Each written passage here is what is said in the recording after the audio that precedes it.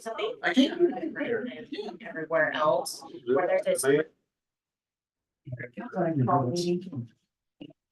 Seattle City Budget Committee meeting of April 25th is hereby in session. First thing we'll do is introductions, make sure everyone knows who's sitting at the table, and especially for the public. I'll start here. I'm Lou Mason. I'm a citizen budget committee member. Next. Mark Gunderson, City Councilor. Ivan Salas, volunteer. Russ Hubbard, Councilor. Jessica Chilton, Council President. Brendan Sunday, City Councilor. Stephen Kosky, I'm on the budget committee and I'm a citizen in St. Paul. Jenny Gilbert, Budget Committee. Jennifer Massey and citizen committee member. John Walsh, your City Administrator. Mayor Rick Phil. Gloria Butch, I'm the Finance Director and Budget Officer. And so we'll start behind me. Introduce our staff that's present. Mike Correa, City Building Official. Suzanne Bishop, Library Director. Jacob Grayson, city planner. Amy Edwards, Accountant 2. Jennifer Johnson, Accountant 3. Shauna Decken, Recreation Manager. Brian Greenway, Chief of Police, St. Helens. Mohammed Zahir, Public Works Director. Great. So we've, previous meetings, we got a pretty good idea of the budget committee role, but I've asked Gloria to just give us briefly our role sitting at this table. Thank you, Lou. So just a few pointer reminders of the roles of the Budget Committee. The Budget Committee consists of City Council and an equal number of citizen appointees. The primary roles of the Budget Committee is to hear the budget officer's budget message and receives the proposed budget. We hold a public meeting in accordance with public meeting laws. Hear public comments and input. Review and discuss the proposed budget.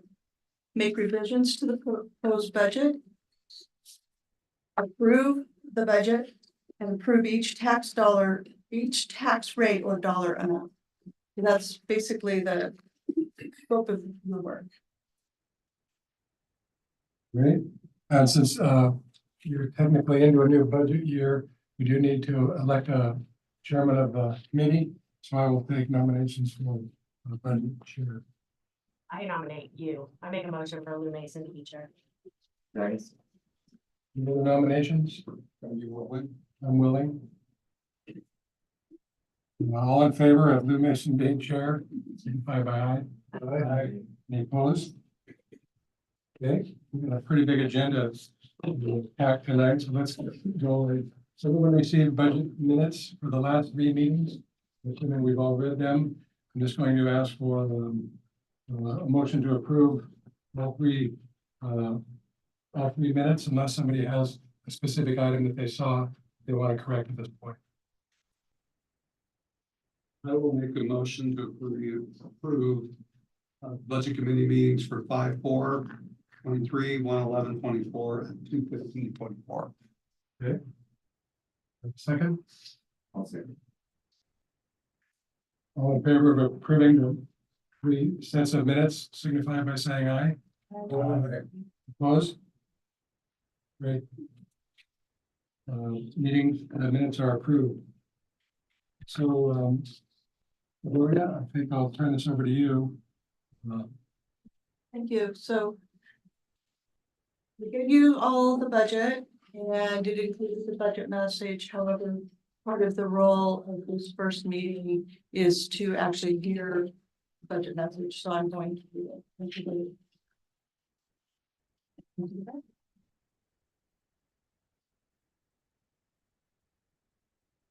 We are pleased to present the fiscal year 2025 City of St. Helens. Sorry.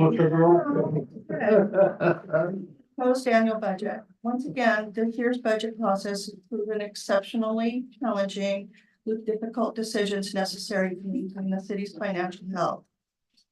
The economic challenges from the competitive labor market, the increasing costs for materials and supplies are just a piece of our budget challenges.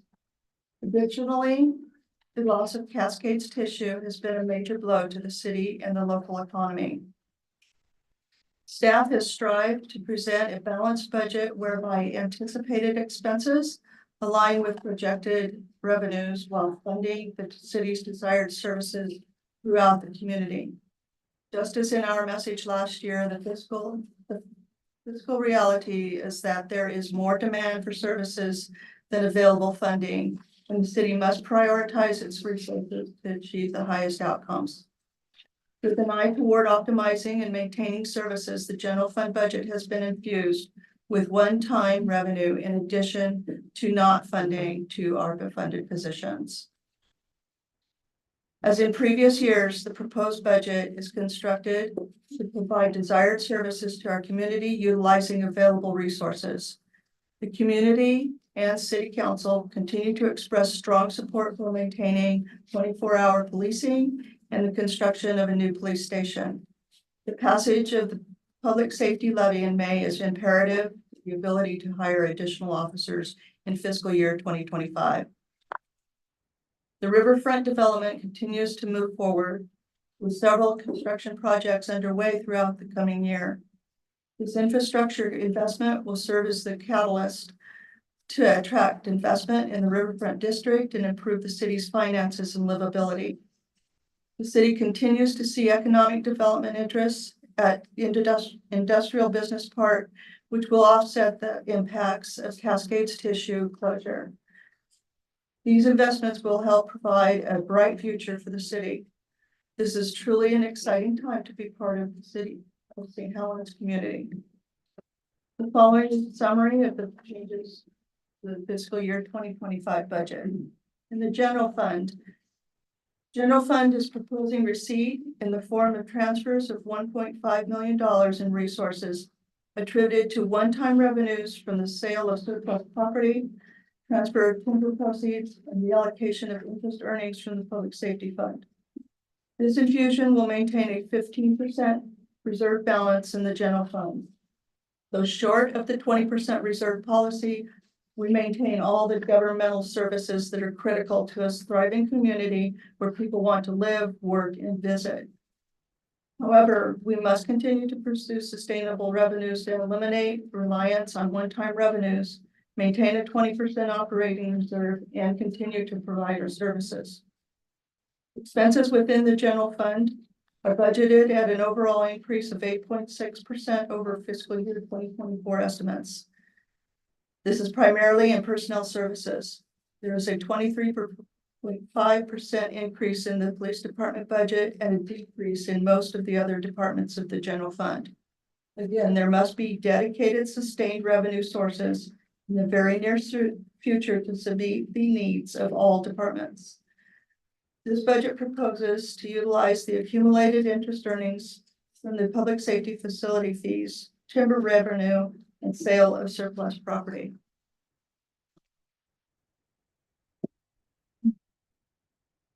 ARPA grant revenues will be used up by the end of fiscal year 2024. Continue to fund the rising costs for police services. There must be either the passage of the public safety levy or an increase in the public safety fee that is dedicated to police services. This use of one-time revenue coupled with the loss of industrial businesses will require new revenue sources to maintain the city's long-term financial health. Estimated resources for fiscal year 2025 and the forecast include the assumption of successful passage of the public safety fee or levy. As previously noted, expenses within the general fund are proposed to increase 8.6% from fiscal year 2024 estimates. These assumptions include a 4% COLA adjustment for the AFSCME and 3% for unrepresented. The COLA for the Police Association employees is not yet determined. However, 4% has been calculated for budgeting purposes. There is also other higher than anticipated inflationary increases in insurance, materials, and professional services. There is also an additional $200,000 added to the police department to cover the cost of 2 potentially retiring officers. Projecting future revenues and expenses is challenging as there are many external forces impacting the city. The forecast, particularly in future years, assumes a modest 1% growth in materials and services within all general fund departments and a 3% growth in personnel services. Personnel services include not only wages, but insurance and retirement benefits. Oregon PERS retirement updates rate expectations for all jurisdictions every 2 years. In December 2024, the city will know what to expect for the next 2 years of PERS rates that will begin July 1, 2025. It should say, not 2026. If wages, PERS, and insurance collectively rise above the estimated 3% growth factor, the forecasted ending fund balance, which is the purple bars in the graph, will deplete reserves before more rapidly and significantly stress the city's financial condition.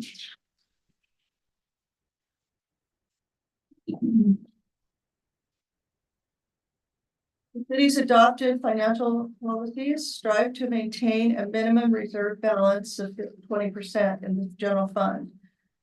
This policy is indicated in the graph as the yellow line.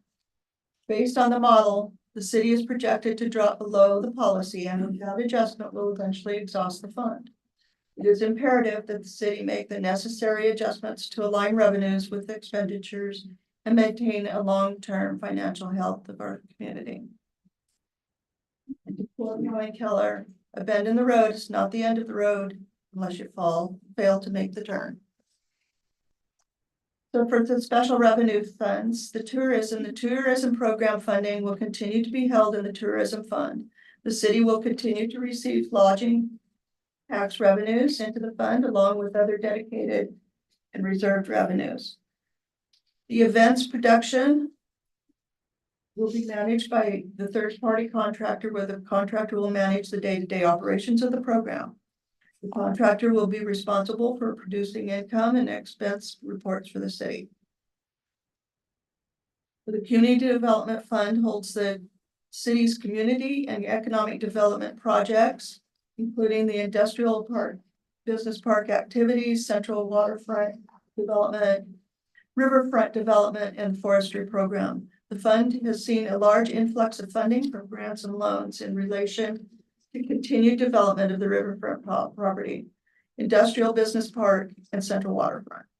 These projects are and will be instrumental in economic development and economic recovery, helping to attract commercial and industrial businesses as well as tourism. The Community Enhancement Fund, it will continue to be used for grant appropriations for specific departments such as the library, parks, recreation, and others. This fund is used to help track grants and resources outside of the general fund. Most significant activity has been in support of the recreation programs and a grant from Department of Energy for placement of solar panels at the library. For streets with limited funding available, street projects will be limited to general street maintenance. The capital projects funds includes the SDC funds, and the city collects system development charges, SDCs, to offset the growth impacts on our utilities and public facilities, streets, water, sewers, storm, and parks. Not all projects are SDC eligible, and the master planning process identifies which projects are not eligible. Within the capital improvement plan, the CIP portion of the budget document, you will find SDC eligible projects projected. And it says over the next 5 years, we're working on the 5-year plan. So it's not actually in here yet. The most notable project anticipated in the next fiscal year will be continued improvements to Columbia View Park along the riverfront property. Parks SDC funds are anticipated to be used to assist in funding for improvements to this park, along with other riverfront improvement projects anticipated in the fiscal year.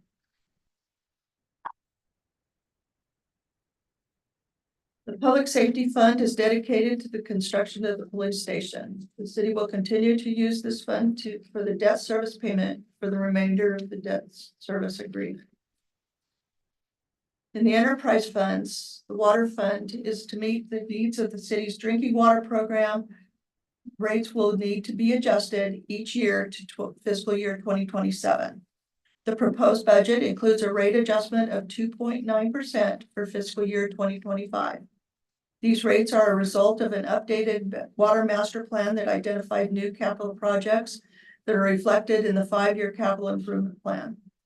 Some capital projects noted in the master plan have been deferred intentionally to reduce the burden and maintain a positive cash flow balance over the forecasted 5-year period. Annual maintenance costs have also been reduced to preserve the fund balance over the next 5 years. The effect of the rate adjustment on the average household will be an approximate 72 cents, an approximate 72-cent increase. The sewer fund is to meet the needs of the city's sanitary sewer program. Rates will need to be adjusted each year until fiscal year 2027. The proposed budget includes a sewer rate adjustment of 7.4% for fiscal year 2025.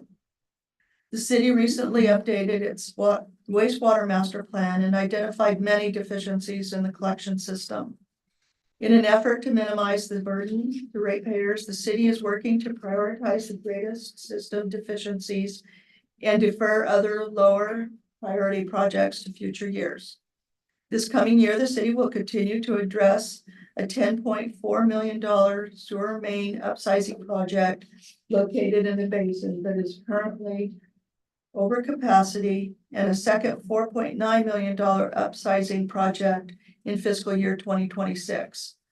The anticipation of related debt issuance has been incorporated into the rate assumptions. The effect of this rate adjustment on the average household will be an approximate $2.86 increase. To meet the needs of the city's stormwater program, rates will need to be adjusted each year to fiscal year 2027. The proposed budget includes a 18-cent rate adjustment for fiscal year 2025. The city's recently updated storm master plan identified both capital projects and maintenance needs necessary to adequately operate the system. The effect of this rate adjustment on the average household will be an 18-cent increase. In the internal service fund is the Public Works Operations Fund. The Public Works Operations Fund provides facilities maintenance services for the city facilities and supports the engineering department. Staff has performed professionally, creatively, and collaboratively in preparing this budget, and we thank them for their hard work. We also want to thank the City Council and the Budget Committee for their time and hard work ahead in reviewing this budget to ensure the priorities set forth in fiscal year 2025 reflect the objectives and priorities of the community. Respectfully, Don Walsh, City Administrator, and Gloria Bush, Finance Director and Budget Office. Great, thank you. So this will be the blueprint of our discussions later. The message will be, so hold your questions if you have any specific thing you want to ask. At this time, I think let's get department presentations. Each head of the departments are here to give us the summary of what the departments and their priorities and needs into our budget. So hold any questions. The message will be kind of the blueprint for our discussion after this. Chair, I just want to, is now the time to announce any potential conflicts that we're going to be talking about that. So I thought that I do have a potential conflict. My husband is a city of St. Helens employee. He's a police officer. So I do have a potential conflict there. Okay. We have counsel listening in. Council is here. No, legal counsel, no, but that goes into the minutes and so. But I think I will give you this chair and then it can be for the record. This is from Susan Myers. She's the executive director for the Oregon Ethics Board that has outlined that I needed to say that it's a potential conflict. And then after I did that, I can communicate, participate, have dialogue, ask questions, and vote on the recommended budget. Should be for the minutes then. Great. So let's start with any other quick comments before we start on departments. John, you want to start with the administration? Yeah, thank you, Chair Mason, and thank you, Gloria, for the reading the whole budget message there. It's hard to do.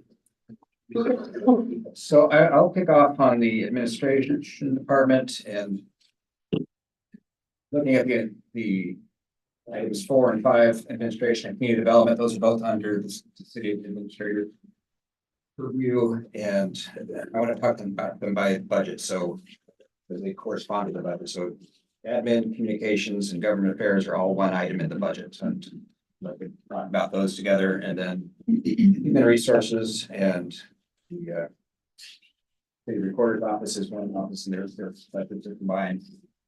And then get the other ones, but as far as utility billing and finance, those are budget. I'll touch on all of these, but they may not go directly in order. So the administration department oversees communications, government affairs. And total budget this year is proposed at $602,500. It's down $93,700, or about 15% reduction. And that's attributed to our government affairs staff are very leaving us.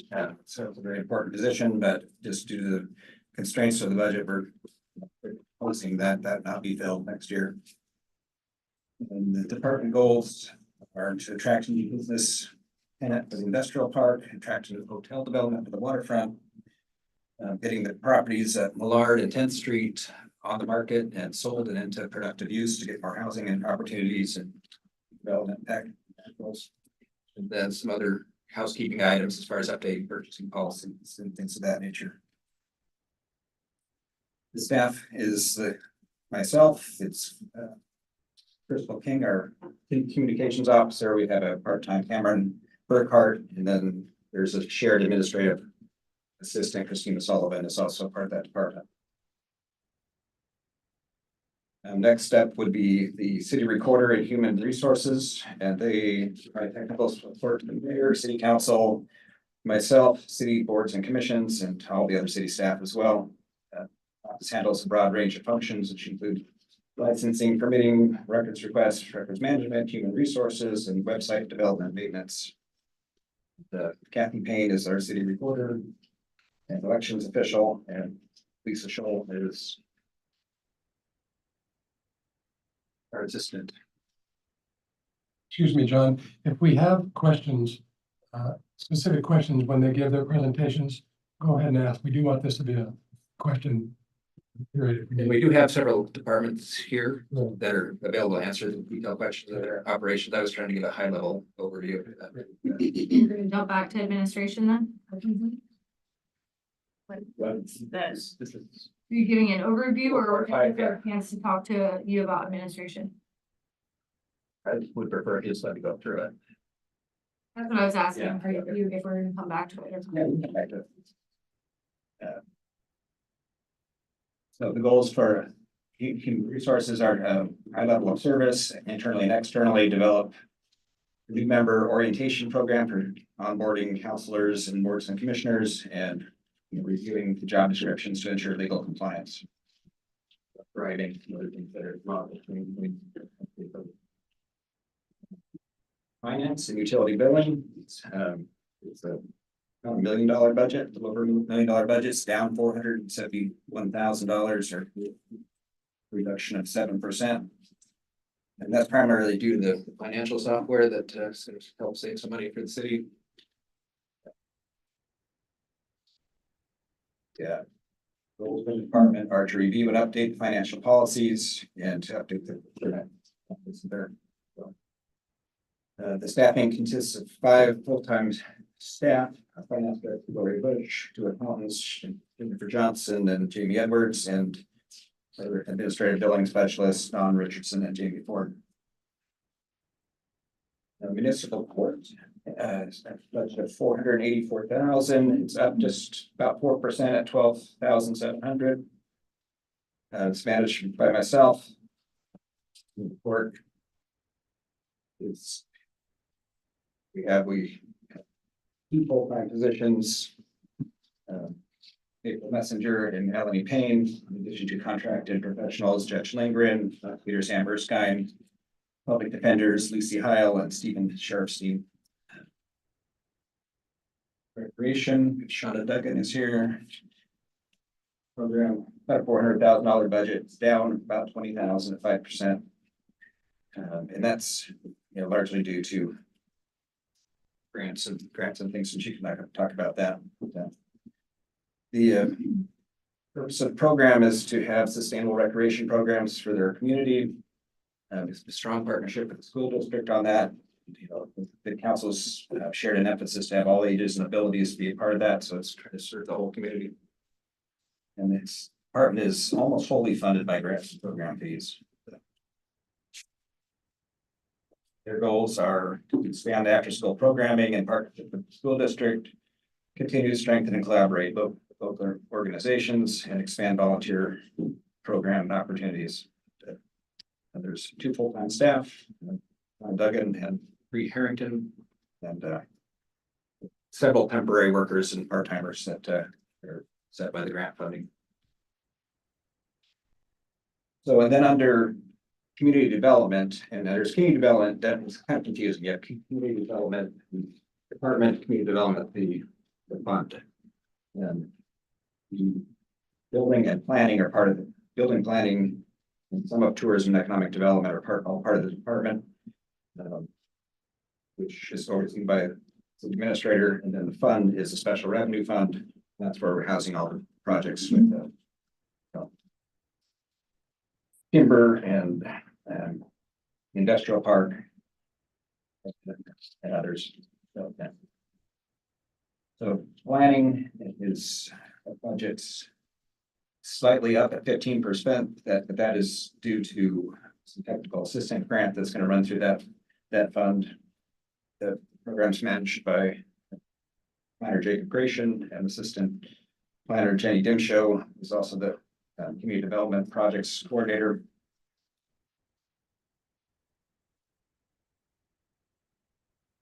And then tourism is contracted, economic development is support the economic team and part of that board.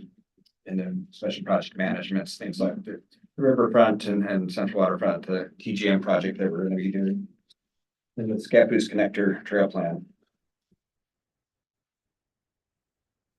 If you want to open up to questions, and maybe the Any questions for John or the managers are here that can. Are any of the managers of the departments you just discussed? Why not? Okay. Manager's going to do a presentation. They were going to do a presentation. Jeff, do you have a question? Well, I would have administration questions, but if they're gonna, or is like city recorder, how it's split up in here, are they gonna each present, or how is that? How are you doing? Kathy and Lisa are not going to present. So are you gonna present though for administration, or was that your presentation? Okay, so now would be the time if you have administrative questions to ask. You look at, I mean, in the budget. All the budget, there's pretty good narrative in each part about what's changes are. Had some general questions on administrative services. So like one of the questions that I have is on materials and services. It looks like there's a 50% increase. Oh, sorry, 27. Yeah, that would be a good idea to go over to, right?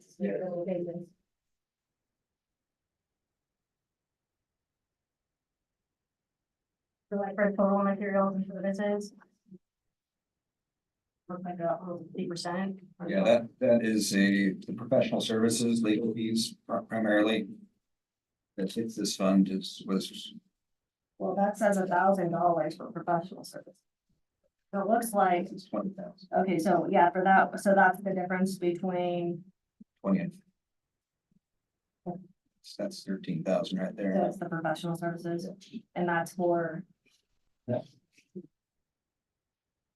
Legal fees, mostly. A lot of these things are outside of our control, but the best we can. We handled the budgeting of outside legal fees differently over the years. Used to be a lot bigger number. It's kind of a contingency in it. Government fund, but past year, we cut it back probably a little bit too much. I have a follow-up question to that. Why is it separated? Separated in administrative, it's separated for city recorder, it's separated in all the different ones. Why is it separated? It depends. Like, if you're calling the lawyer for something, right? That's what that These means. are cost allocated to the best we can do it. Sometimes they're just general issues and other times they're more specific to projects. So the professional development and professional services of both. Is that what you're saying? Special development, training. so that's a 50% increase too. Right? Oh, no. What are other benefits? Other money.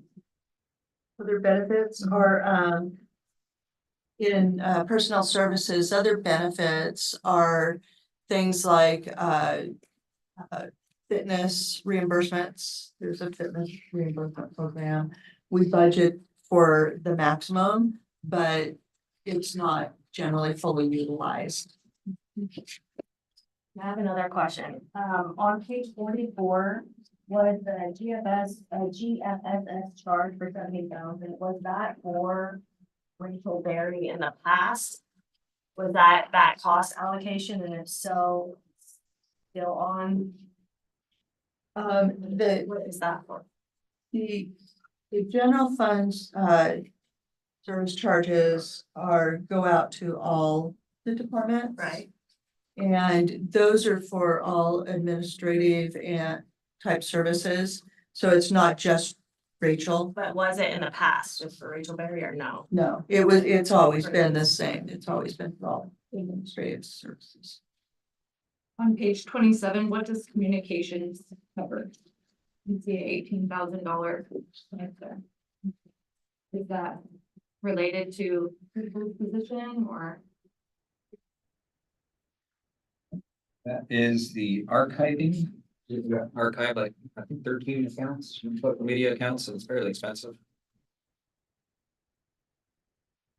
With a little budget for project communications too, especially in this year with all downtown communications and we're getting some engagement with the local businesses and things. Social media is that much? Archiving. The archiving. Required to archive all. I have a question on page 28, where it says that there's an increased amount of staff time to process each request on public records. Is that the public information of proposed 11? Or is that something- Are you on page 28? 28 public information. Yes, so it's it's staff time and there's also attorneys' fees and things like that are in there, but it's what else is in that? Copying charges, it just, Legal notices? there's a lot of, What I'm asking is the amount of staff time to process each request. How is that different from their regular 9 to 5? yeah, good question. John, can you? That's not part of their payroll, that's the outside services. So that's overtime? That's not overtime. That would be in personnel services too, so. So it's not part of the role. It's increase in professional services, so it's primarily attorneys. So it's not actual staff. This means Right. amount of time the attorneys. are Right. processing. So So why not professional services relating to public records requests. It's because we have to go to filter a lot of that stuff through the attorney. Okay, so in the public information that's proposed $11,000, and then we have the professional services, which is legal for 22,000. How is the public information broken down for 11,000? I guess I don't know the difference there. I don't understand the difference. It's all attorney fees, basically. Yeah, So. So in professional services for the city recorder, a lot of the professional services are human resources related, where the public information portion of it would be for records requests. Maybe, is there an opportunity in the future to like line item that for public records? Cause that would be interesting to see that as well, maybe in the future. It's just interesting that it's, I mean, if you combine it, it's $33,000 of attorney fees And you look at the professional services to date, it's like it's 36,000, so that's. Appears to be an attempt to break that out. It is. So I just be curious, just on this subject. It looks like the material, just so we're aware, the materials and services on the left side has a code, so when the expenses. Written, is that coded 100-702-52019? Is that coded when the expense is made? Yes. And so. That could include professional services if administration had an HR question, they wanted to bounce off an attorney, and then that would be coded to that. Possibly, yeah. All right, and so, I don't know, if you want more granularity there, I don't, is there anything other than attorney services that are in the professional services? There's, Job description reviews that go down to Lane Council of Governments, there's HR answers, self-study information. The smaller job specific review, job description reviews, things of that nature. You say public records request goes in here also, It has been, yeah. public information. So, but I guess what I'm confused by is this is many public record requests requires review by the city attorney and a significant amount of staff time process each request. So it makes it sound like the majority of the funds is for public records requests, not, okay. So it's just weird and weird. I read that too, and it seemed purposeful, actually. It did, and that's why I was like, I don't understand why it costs so much for, so that's, okay. It's just worded weird then. the gist of that answer is that, we were trying to highlight, the increase in this particular department. City recorder and human resources, the increase in that budget is because of the increased amount of public records requests that we've been receiving. So I have another popular topic, which is tourism, because that falls under this. And I'm trying to understand on, because I learned about the budget and the transfers and how to look them up. And when you guys sent out the end of the year 2023 actual, it was like, I think there was a deficit of 155,000 or something. But obviously the budget had to be balanced. I'm curious where that transfer came from. We're on page. Oh, no, well, it was part of the documents that were already sent out recently. But I couldn't, like the other ones have transfers, but we would have had to, because we had to balance it, right? What do you need to know how to do that? So Yeah. on the actuals for, would this help if I did that too? Sure.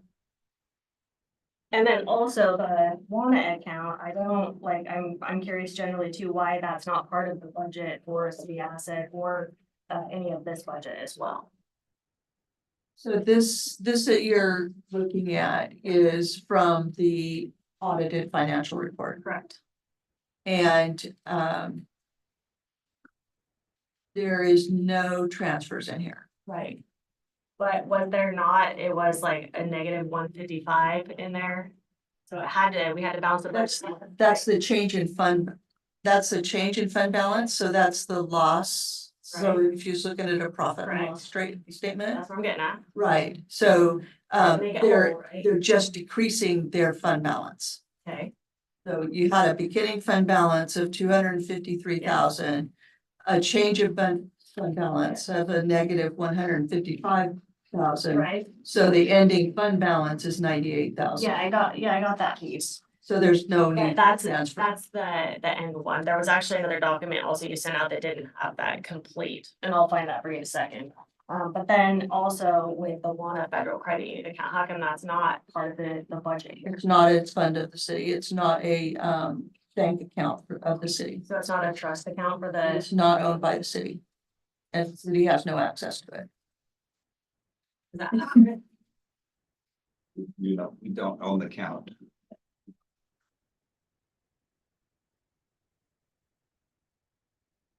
Can we look back at the city council page, page 29?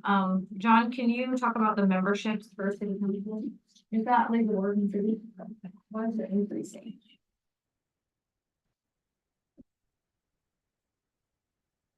$29, yeah. Membership to 2,000? Yeah.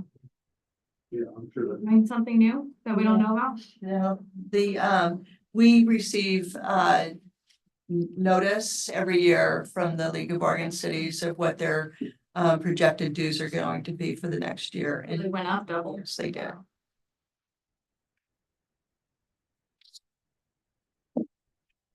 I had a question on the city council as well.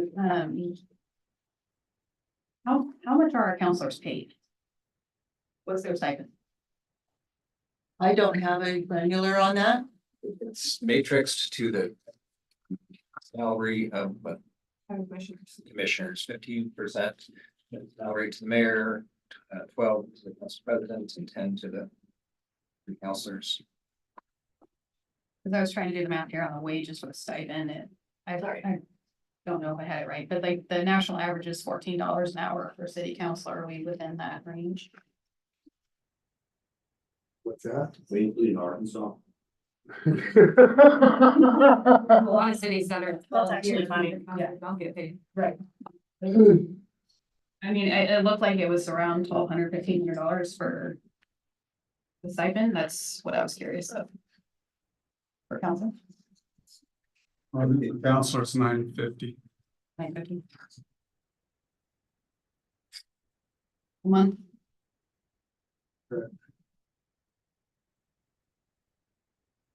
That earned every penny of it. no, Yeah. to be honest. You'd be asking for more. No, I don't want to ask for more, that's for certain. In fact, I think it's a time to talk about the community support fund. We're budgeted for $5,000. This is the grants that we provide to people that apply, right? I think it would be a good time to talk about it. We need to cut that in half or reduce some funds in this. We gotta tighten up our pocketbooks in every department. not So- just City council. Yeah, and that's a good point. The adopted budget for 2024 was 20,000. And what we're proposing for 2025 is only 5,000. It's still quite a bit of an increase though from last year, right? No, it's a Why does it say 1,800? 1,000 decrease for community support. Why does it say 1,800? We increased our. That's what we estimate that it's going to be. Yeah. That's, so the second to the last column there is the estimate. What we estimate it's going to be for this year end. Is what you're estimating we're gonna spend. Right. There was budgeted 20,000. We expect that because of the council's desire to cut expenses, that it's only going to be 1,800. But we did put in 5,000 for next year, but that's certainly up to you if you want to decrease that more. Well, I think I would leave it there because when you need it, if it's not budgeted, it's not there. And we've already decreased our budget. Look at it overall, 136 to 127. What's the decrease? On the professional services there, the 40,000 proposed, what is that for? Same legal, Professional services. legal fees and whatnot. And I think that a lot of times, the council's meeting, executive session, council to discuss real estate transactions, settlement of lawsuits, and various other things. Am I correct that, Mayor, that? That is correct. Executive. Yep. They're at every work session, actually.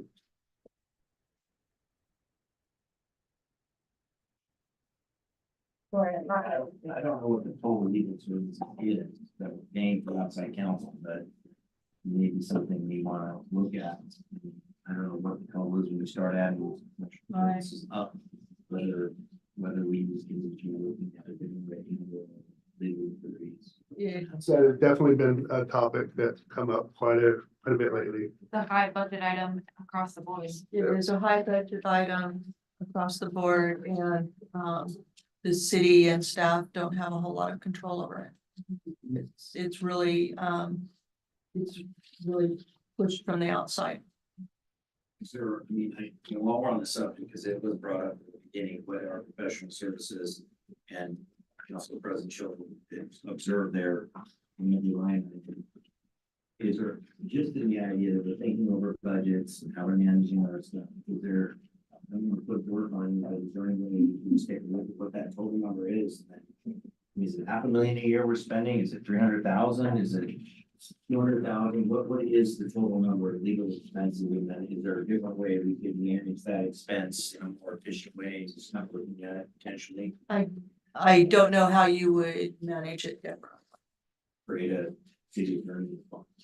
Position. That's correct. That's a great idea, and that's been discussed, but also we sometimes need those special, and you can appreciate the specialized attorneys for certain situations, so.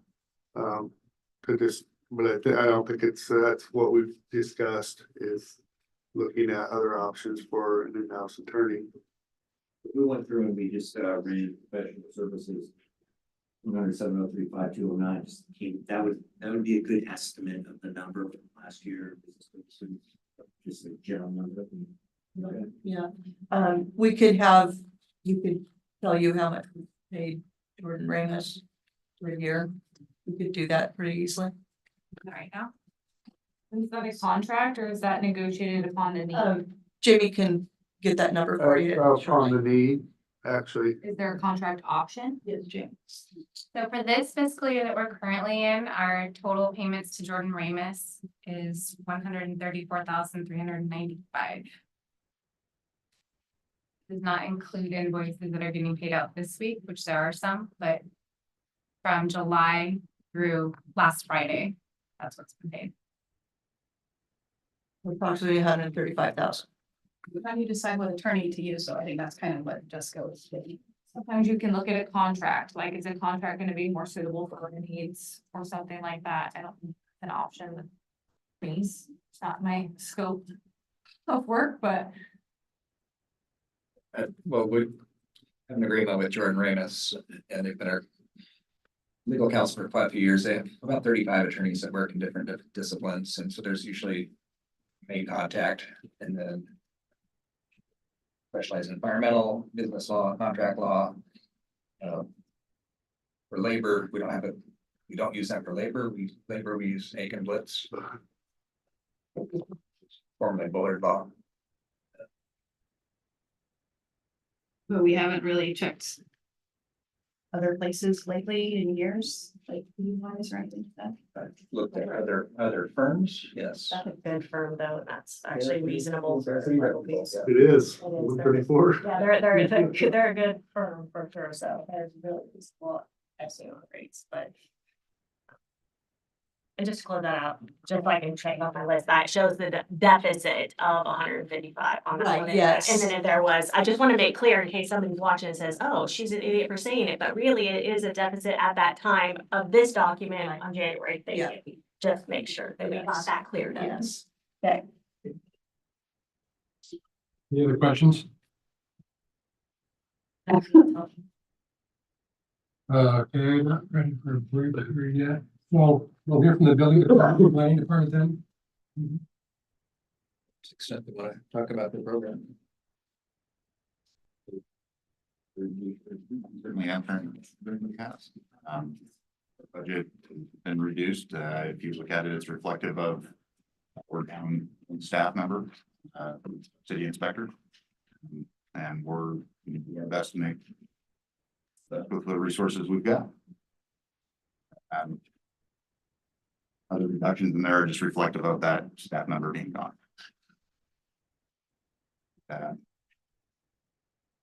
We'll be focusing on website, updating our website, permitting and plan review services.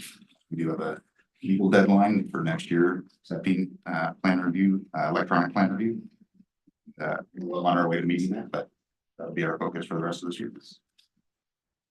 I had one question for you. So our finance department did such an amazing job with saving money on the bank service fees. And when I seen your line item for that, I was curious if you guys could talk to each other to see if that's something that the building department could also save on. Yeah, so they, the building department uses a separate, like a kind of a program that, for issuing their permits and the inspection program. Mike can tell you a little more about that program. However, it's linked to a whole different card system and payment system. So we're hoping maybe that maybe, you know, over the next few months, we can get a compatibility with their system to the new express bill pay system that we're implementing, and then decrease their fees as well. I seen that. I was like, hold on a second. I've seen this before. I have several questions for you, Mike. So I'm looking under summary personnel at page 21. And I see that the building department has listed there 2.4 people. So this page 21, there's quite a few corrections that I saw after the fact, after I gave you that need to be, Right, yeah, probably at 1.4. yes. Because we do Yes. legal services, Exactly. we do an IGA through the county to cover. That's why it'd be probably 1.4. Right, so this needs a lot of work, and so I would not rely on this at Can you all. tell us, I just wanna make sure that your notes are my, like, that I have like them circled. Can you go through what you found as errors would be helpful, then I don't have to ask the questions? Okay, so the building department would be one of them, 144. So our bottom numbers for fiscal year 2022, He's right. 2023. No, it's 2.4. It's 2.4. Is it 2.1? Mike, Heidi, yeah. ID. Oh, 2.4 is. okay, our- yeah, so they are 2.4.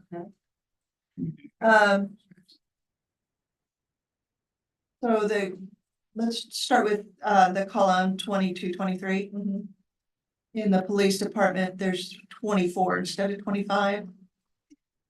Are we at page 21? Yes. We're fixing, she's going through and like identifying already what she has there, so we don't have to ask questions. On page 21. Yeah, Page 21. Okay.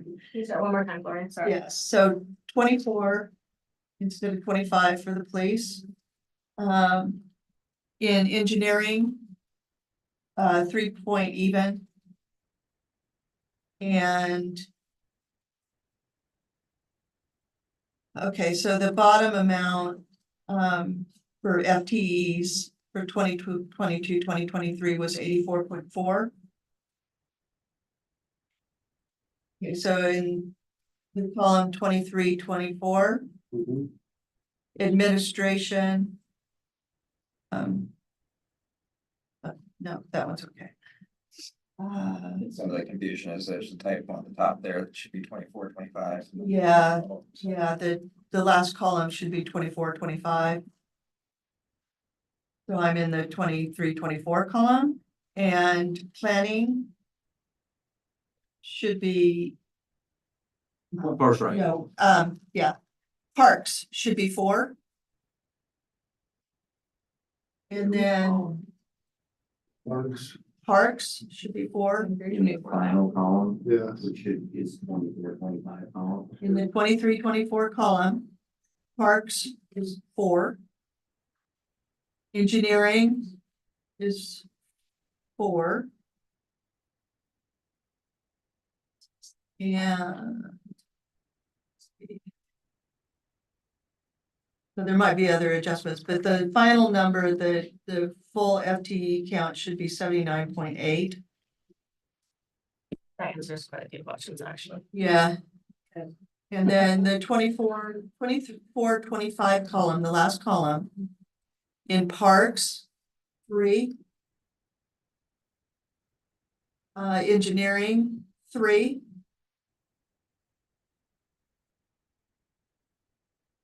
And administration, okay, that one's right, okay. So our final count in fiscal year 24-25 FTEs should be 77.8. Okay, and I already disclosed my potential conflict, but I'm just gonna keep saying that throughout this. I have a question on the police for the board. Wait, not done yet. You got another one? I got a feel on the building. Okay, well, I'm on this summary of personnel. We're on page 21. No, but. Okay. stop. I was in the Okay. middle of talking That's about- fine. Okay, don't forget. Thank you. So Mike, we have Heidi, and her role is, what is her role? She is our building permit technician. So she handles all the building permitting coming in, she collects the fees, and She does intake, routing, processing, monthly reporting back to the state and various agencies that ask her. She coordinates with other departments for getting building permits, passed through and routed to them. and then you're the, and then there's you, right? And then you're the building official. And so I'm not sure. Yeah, I've had some personal contact with you and that, I remodeled my house and we went through that process with my house remodel, right? I'm correct? Okay, I'm trying to get your voice up and on so people can hear, Okay. for our recording. And so, I remember that process being where you actually went through and you looked at all the plans and you actually suggested some corrections. You asked that an engineer review certain aspects of the project. That was done, so we had engineering review. And then you approve the plans, and that's just kind of generally your role on that one project that I'm familiar with, correct? And so on all the buildings in the city of St. Helens. So, subdivision projects that come through, building from the ground up. Our police station that, is gonna get built. Pardon? Excuse me, and I'm sorry for interrupting, but is this really pertinent to Yes, the absolutely budget? is. Absolutely is. Okay, Okay, this is a public safety issue. all right, That's where I'm going with this. okay. You review all those plans, correct? Well, myself, and then in some cases, I use other, resources. We have IGAs with the county, for plan reviews, for instance. And I also, have, consultants that I'll use for engineering purposes and that sort of thing. But everything does pass through my. Right. Yeah. And then you need to be the person that signs off on whether the person gets a building permit or not. Yes, well, I'm one of. Okay. And then we used to have a building inspector. Name's John Hicks, and I met him.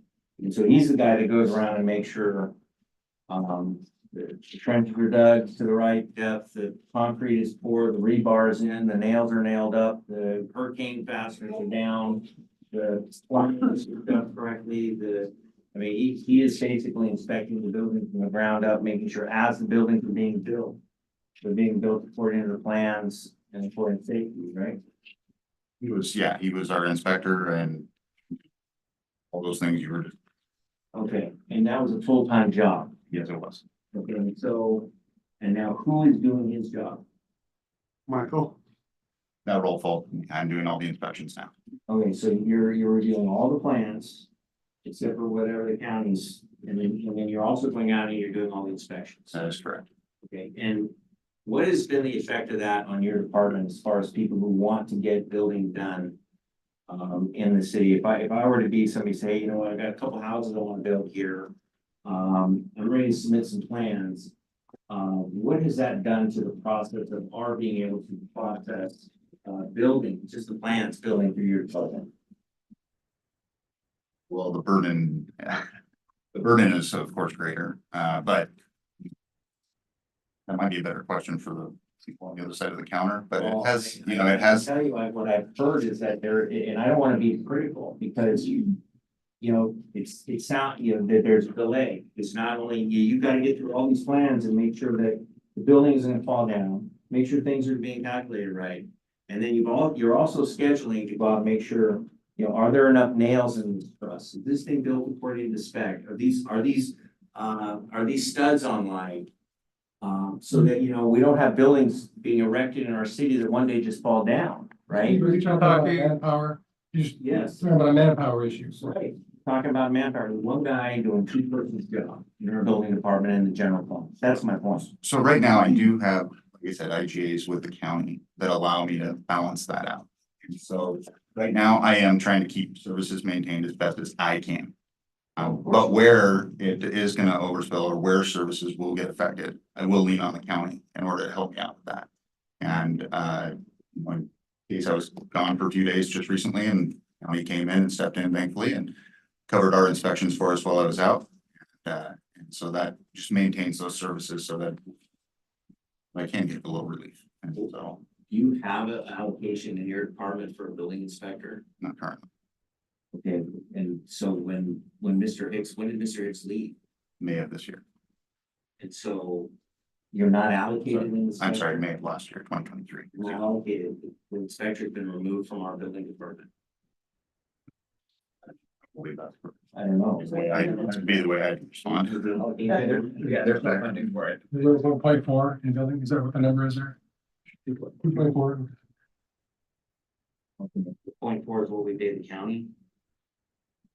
Administrative services shared by Christina. Yeah, Okay, that's correct. I don't have any more questions, thanks, Mike.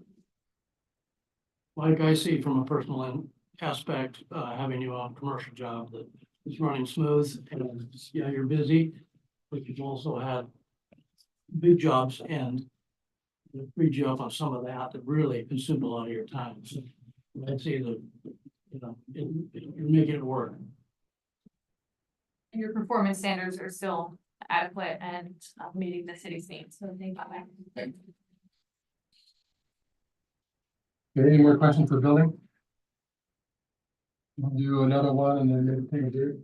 Planning? Yeah, so the planning department, similar to building, is 2.4 full-time employees. That includes myself, the city planner, our associate planner, who's also the community development project manager, who was also the grants person, and then 40% of the community development assistant, Christina Sullivan, which we share with engineering and building. I note that the city does not have a dedicated community development director.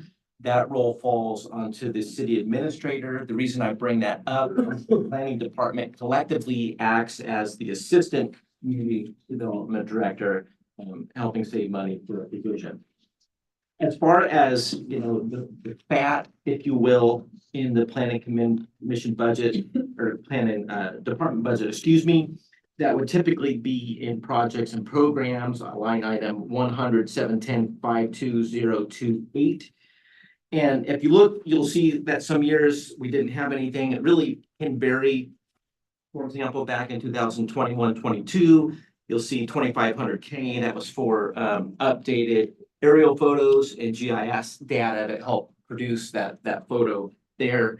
And then you see several years of nothing. And then we have this 45,000 in there. That's a pretty big number, especially in a case when we're trying to save money. I should note that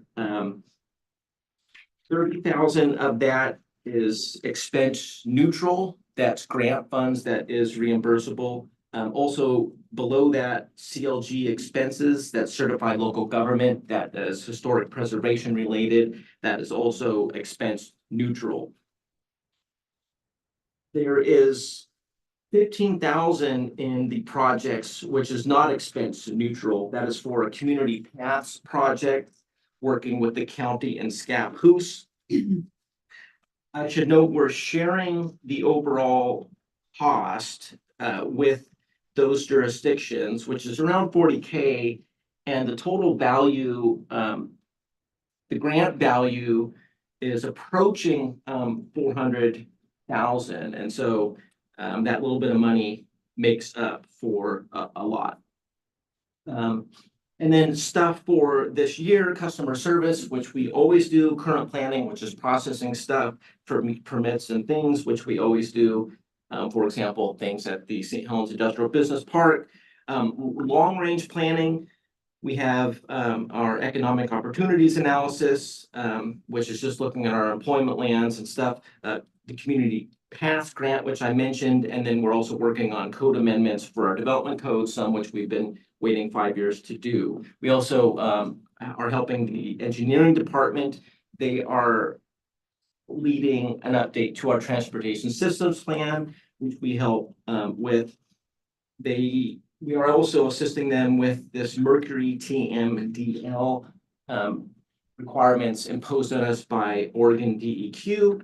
And then we hope to do some utility code amendments related to storm and sewer, which are identified in the respective master plans. And then, of course, project management, such as the Riverwalk and such. So any questions? Spoken like a planner. Thank you. I might have, Any questions? yeah, I might have one. On page 45, I had a question when you mentioned Riverwalk, because I see a GFSS charge for 18,100. I was just wondering if somebody can explain what that is, because that charge has not been there before.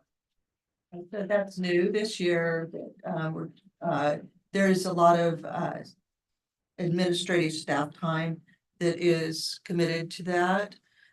To the Riverwalk and to, what was the other one? There was. What, page or something? It was on page 45.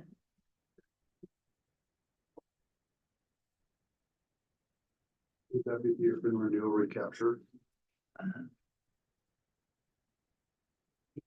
No, not really. Okay, so it was, we've done the same in the riverfront development and in the industrial business park. And we've added those there just because there is significant administrative time dedicated to those two programs. Okay, I have a question. At page 25, the materials and services. The increase. What's the increase to 44,000 and 93,500? Do you have, why do you anticipate that kind of an increase? Page 40, material and services, not planning. Goes from 44,000 material and services, that's page 25. Yeah. 710. Yeah. So that again is the grant. The grant that they'll be working on, $45,000 grant. So they'll be receiving a grant and expending a grant. So the expenditure shows there in materials and services. That makes sense, I guess. I don't know what material or service that is, but that's fine. If you look on their actual detail page, on page 37. The planning. And if you look at the line item I mentioned, projects and programs, 100-710-52028, towards the bottom of the page, the bottom third, that's where you see some variability over the years, where for 2023, it was empty. But now that we do have some of these expenditures related to some of these programs, we have to identify it. What it doesn't show is that 45,000 of that is neutral because that's stuff that we receive back. Question. Can you explain the public information increase? Sure, yeah. So public information for planning is mainly legal notices and recording fees. So most land use decisions that we make have certain legal notice obligations. publishing in the paper, notifying surrounding property owners. And then some things we have to record with the county clerk, such as consent to annexations, for example. And so those costs increase, and looking at the numbers that we've had over time, we're like, okay, well, we better make sure we can cover it. And that's what that's reflecting. We know we have a few coming up. Annexations. Well, and the last comment that I just wanted to make is not necessarily in regards to just planning, because I noticed this was a theme throughout the whole thing, which is the enterprise fleet management. When was the last time that we've revised this based off of the staff that need the vehicles and how many we're paying for? On whether or not we have too many. So we did just look at that, this last month. Jamie and I met with the representative as well as, Jose from the police department, and we did a review on that. The total fleet, not just the police fleet, but Yes. that's just a question because I know with staffing changes and just making sure that we're utilizing those fleet vehicles because they're a high expense across the board. Right, yeah, and it's a good point, and more specifically, Mike had a question about his vehicle too, that he, so that was an ongoing review. We usually review it every year. Lori, maybe this question is for you, but when he talks about a $45,000 expense is going to be offset, where does it show in the budget the offset? Or the So, income? okay, so the revenue portion of that will be.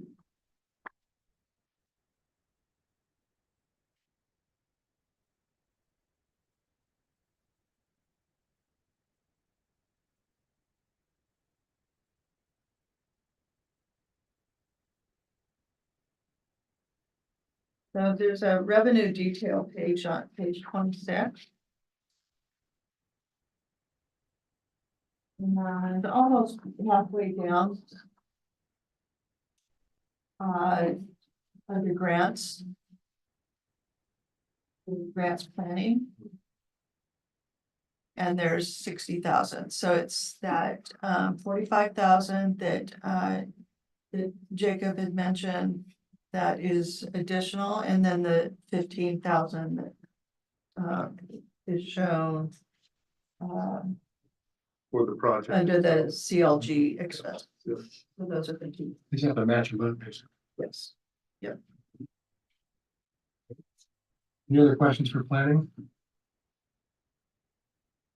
We can either take a 7-minute break now or just keep going. Anybody take a break? Library, Suzanne? I'm gonna do a presentation because we librarians, we love information. More better. What I just want to do with this presentation is give you some context. I think sometimes the way people do libraries is just books and stuff in a building, and it's a lot more than that. We serve the community in a lot of other ways as well. So, our strategic plan, which was adopted by the library board last year, has 3 goals. Perfect. I'll just very briefly, I'm just gonna do the 30,000-foot view of this, and then if you have questions after that. Otherwise, all this stuff you can take away and enjoy at your leisure. So the bottom line is we want to be a space where people feel safe, where they come to study quietly, do tutoring in the courtyard, learn some stuff, play with the story time kiddos, read, gather information. And then the piece about enhancing access is we need you to be able to do that when you're not sitting in the building, because we know that so many people can't get to the building or need resources that we don't have in the building. Next, please. So here's a long list of the ways that we serve our community. A couple that I wanted to bring to the fore because they're not necessarily things that you might think of as library services. Obviously, the things that we do in the building, Readers Advisory, early literacy is everything from story times to STEAM programs for bigger kids. In-depth research, one of our librarians Her specialty is research. She does all kinds of help, helps folks with genealogy, helps them track down, materials that they wouldn't be able to find otherwise, historical materials. She also manages our non-fiction collection. We provide homework help. Lots of people come looking for employment resources and businesses. They can do that on our public computers as well as using our databases. And a lot of community outreach. We can talk about a little bit later. So building use, key information here is we had 37,390 plus visits in FY 2023. We've already had in this fiscal year about 40,000. So we'll max that number out. We'll probably be at 42,000 by the end of the fiscal year. That's visits to the building. Most of those folks come into the library itself. So here's our building hours, library hours. Wi-Fi access. We know a lot of people don't have access either at home because they don't have Wi-Fi or because for whatever reason, sometimes they sit in our parking lot at 5 o'clock in the morning and do work or study before they go to school. We see people all the way until midnight doing the same thing. People come to the building, they can do their studies in the parking lot if they need to. And then, of course, the auditorium and the Armstrong Room are widely used, both for our programs and for other organizations and private gatherings as well. All right, so the partial number, that's just, the current fiscal year up until this month. So a couple things I want to point out. The library is open for 2,348 hours a year. Obviously, we're up to 1,730 right now. We have about 2.6 visits per capita. So two and a half visits for every person that comes that lives in the city. And you'll see that number is smaller for this fiscal year just because we haven't quite gotten there yet. And then our visits per hour are about 16. That every single one of those people that walks in the door needs some kind of help from us. We need to direct them to a public computer. We're helping them find a book. We're checking stuff out for them. We're doing in-depth research. We're helping them find a spot for tutoring, all different ways that we interact with them. Okay, next, please. So here's the stuff. We have more than 42,000 items in the library. That includes about 200 library of things, which are telescope, air fryer. We have learning tools, STEM stuff, musical instruments, bicycle repair, hand tools, all manner of things that people can borrow both for enhancement and just for basic needs in their home. And then we do have the 6 public computers used for a wide variety of tasks this time of year. A lot of people filing their taxes and getting that information. Some people have to have a computer to do things like file court documents, homeschool families, finding educational materials. There aren't very many places that people can go to have access to those public computers without having to pay for them. All right, database. So we've had 15,686 downloads this year. That's compared to the same number of months last year was 14,230. So quite an increase in the number of downloads. A lot of those are library to go, which is audiobooks, ebooks, and magazines. We just added our magazines, which is an incredibly popular thing. Some of these things are actually funded by the state library. For example, library to go, most of that is funded by the state library. We do pay some part of a subscription so that we can get some additional materials that are specific to our community.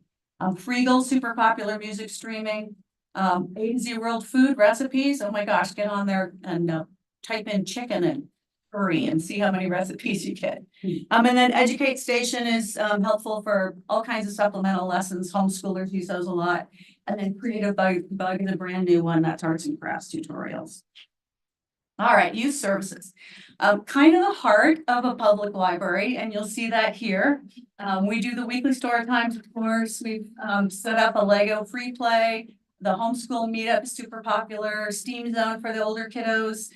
Summer Library Challenge starts on June 17th. So bring your kiddos in and actually you can participate too. That's a very popular, I think we had 800 people participate in the Library Challenge last year and we did special programming around that.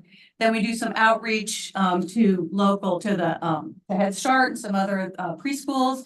And then of course we present special programs when we can. Adult programs. We have the genealogy group that meets bi-monthly. Our adults and crafts group is a monthly program, and that's been very, very popular. We have the monthly book club, and then of course we do special programs like the one that Counselor Sundin presented in at Brighton. It was so good. It wasn't it? It was so good. Yeah. All right, Makerspace. So this is, as you probably know, as you may know, the Makerspace tech position was cut in last year's budget. So the numbers that you have here are the number of classes, et cetera, that the Makerspace tech provided during that time period. We just rejiggered the youth librarian position so that they will also be a Makerspace lead. So we'll be able to reopen the Makerspace on a part-time basis. And they'll be leading volunteers and other instructors to do their teaching. We'll get the homeschool families back in, and we'll be able to do some of our own programming too. So stay tuned, watch our website for more stuff in the all right. So we have developed, I think, a really strong relationship with the small business community and entrepreneurs. It started out really in the makerspace, and since then it's really grown. We're working with SBDC and the Columbia Economic Team on a project funded by the GROW organization. We've created a corner that's just for small businesses and entrepreneurs. We've been able to purchase, thanks to a grant, some additional print materials and that magazine database I was telling you about. And then, of course, FBDC and CET are also supplying all kinds of stuff. So that's very super popular, and we're really happy we can connect with the community in that way. Community partners, just a nice long list here. That's the Elks Club giving away coats to little ones last Christmas. We work with the Arts Guild and the Writers Guild. We're really proud of our relationship with Columbia County Mental Health.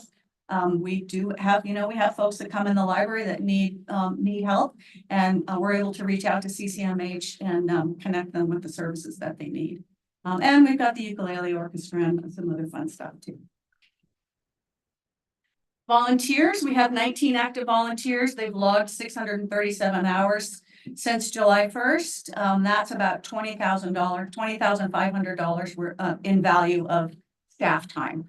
We really do use their time very well for shelving.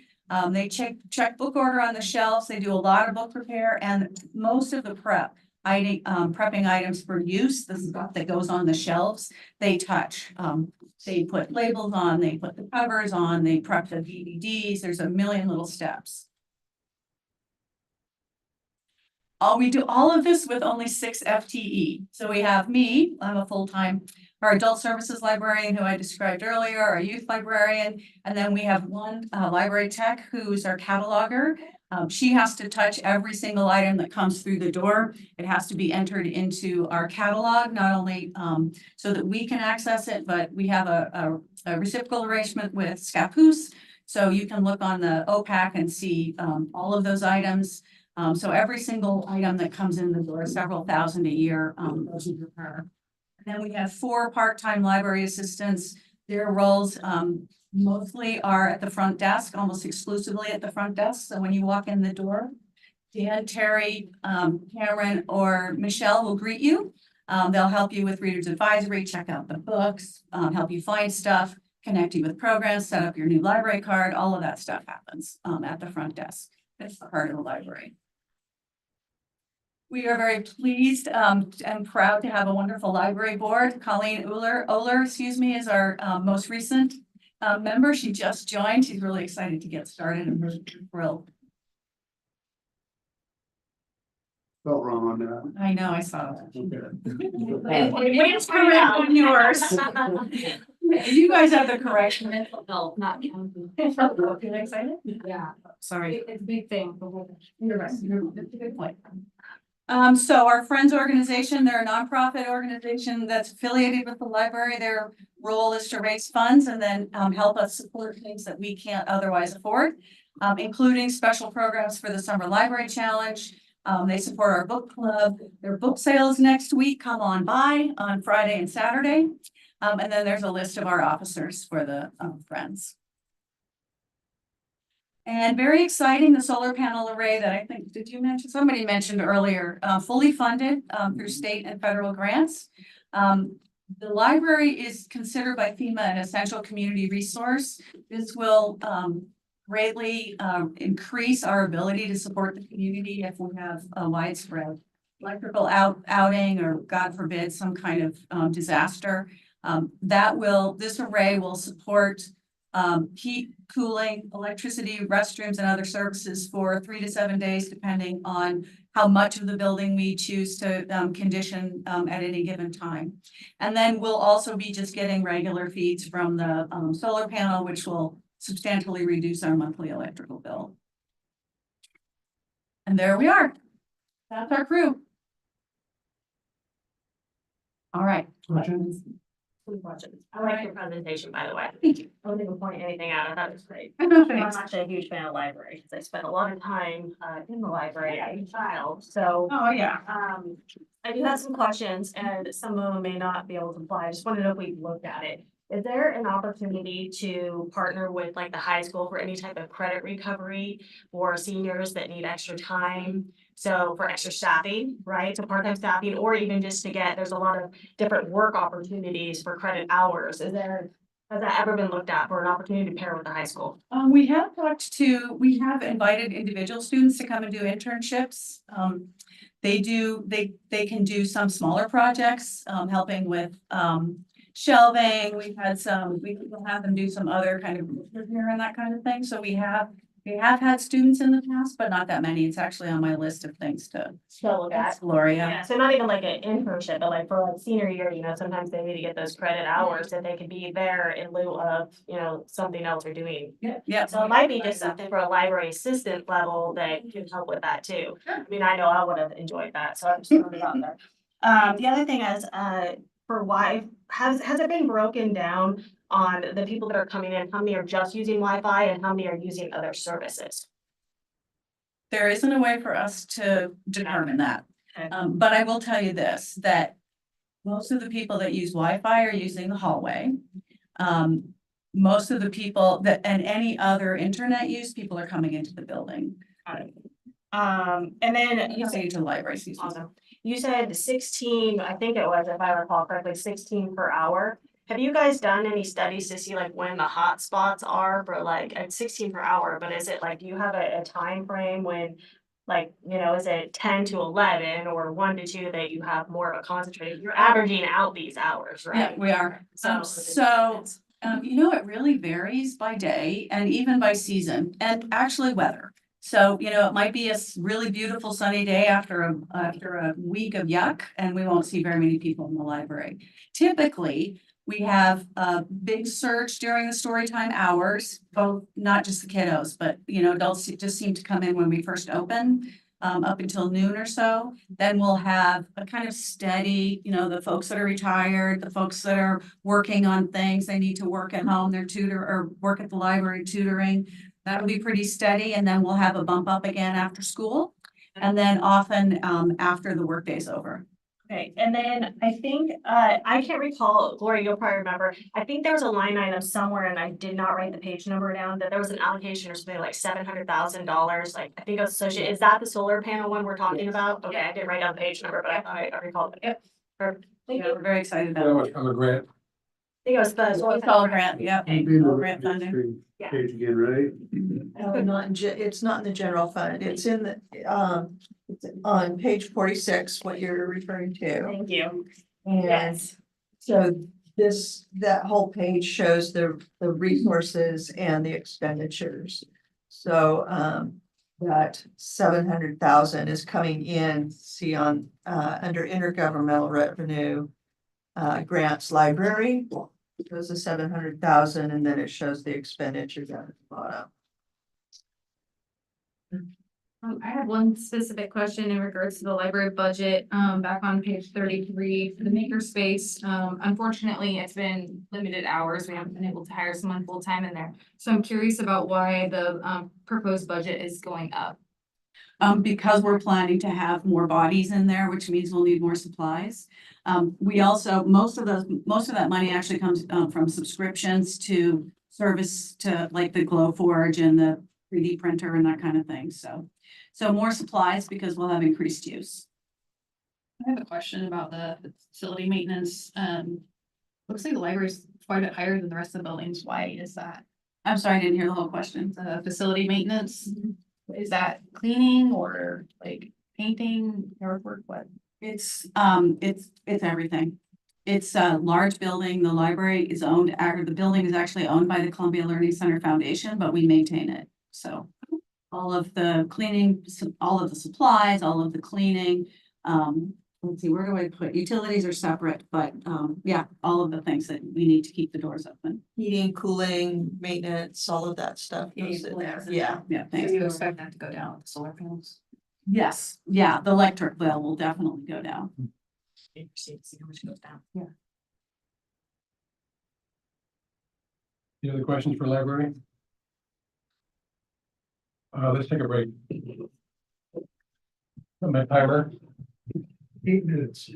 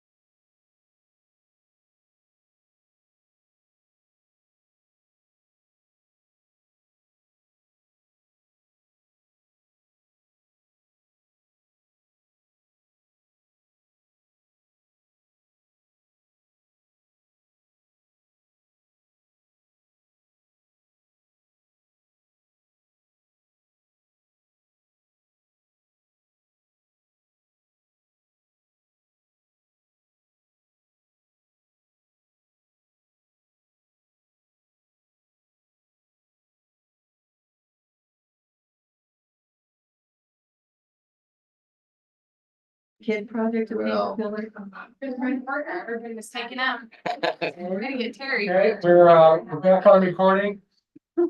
So, Chief Greenway, can you talk about the police department? Yes, if everybody turn to page 31, you'll see the police department budget narrative. For 24-25. And it kind of gives an overview of the police department, how we operate. But I'd like to direct you to the goals for our fiscal year 2025 of what we're looking to do within the police department. Our first goal is to finalize our record management system. That's what RMS stands for. And if you remember last year, we budgeted, if we go down to page 32, you can see under report writer, which is, you know, where our officers report our draft the reports and it goes into a database. We spent $80,000 on this project, and this year we're going to finalize it with $84,000. We are in an IGA with the Columbia County Sheriff's Office to do this. And to refresh everybody's memories, and for those who don't know, the current records management system that we have, we are in partner with Portland Police Bureau, and that is going away because of the inefficiency and the challenges with that. So we were tasked with finding a new records management system that houses all of our records. We are bound by ORS to have police reports for a certain amount of time, depending on the crimes. And so we partnered with the Sheriff's Office and we found a records management system that will actually coincide or connect to our CCOM, and it will eliminate a lot of redundancy, which helps our officers in the jail when they're booking individuals. It helps our officers when they're doing some research. It helps our record specialists up front. And what that means for our community is our officers will be out there on proactive patrol more frequently instead of having downtime writing report after report. Our current systems right now are in silos and they do not talk to each other. So they have to use multiple databases to do that. So that is our first goal. Our second goal is a little more elaborate. With our police station not being built, it's on hold until we get further information. One of the challenges in our current police station is 2,200 square feet and we are out of room. And what I mean by that is that we have 23 full-time employees and we have 18 lockers. And so you can understand that we do not have enough storage space for our officers and our non-sworn equipment, purses. We have officers keeping equipment in cubby holes. It's unorganized. It's in disarray. And on top of it, our officers spent an enormous amount of time getting to work early to change out because we have one small locker room with high school style lockers that don't even fit the equipment I'm carrying. And they spent their own time waiting in line to change. For those of you who have been inside the police station or conducted a ride along, I know you've experienced this yourself. So I've been in contact with the police union who we came up with a plan, not only to ask our budget committee to purchase 2 additional vehicles so we can implement a take-home vehicle program. So let me tell you about the intent of this take-home vehicle program. As of today, I looked at the Oregon National Testing Network, and there are 150 law enforcement jobs available across the state of Oregon as I sit here today. We are competing with 150 jobs, and we need something to entice applicants into our city and retain what we have. There's no secret that policing is in a critical staffing shortage across the country, and St. Helens is no different. So we're looking to recruit through different programs. We did have a police station that we were touting to say, hey, a modern state-of-the-art police station. But again, that's not going to fix the immediate problem of not having enough space for our officers. So the benefits of having a take-home vehicle program, although one of the downfalls, I'll tell you about a con. The initial upfront cost is a little bit more than, people see the sticker shock, but over time it will pay for itself. Number one, it'll remedy our lack of space. Our officers would take their vehicles home and they would keep their equipment home. They would also change at home, and as soon as they logged onto their vehicle, they would be on duty. The benefit of St. Helens Police Department is 70% of our officers live in our city. 70% of our officers live in the city of St. Helens. What does that mean for the benefit of this program? Is that we just put 7 more cars. I'm sorry, a little bit over 70% of our officers have their vehicles when they're not working in the neighborhood, which gives the community a sense of security. I would love to have officers living in my neighborhood like everybody and have a police car there because let's face it, You know, it just brings that sense of security and deters crime. So that's a benefit. Another benefit of that is that they're ready to rapidly respond. Instead of, if we have a large scale event, which we have in the recent couple months, the officers can go right to the scene instead of going to the police station to don their uniforms, waiting in line for 20 or 30 minutes to change out and then go to the scene. They're able to take their equipment right to the scene and be able to combat whatever it is in face of them.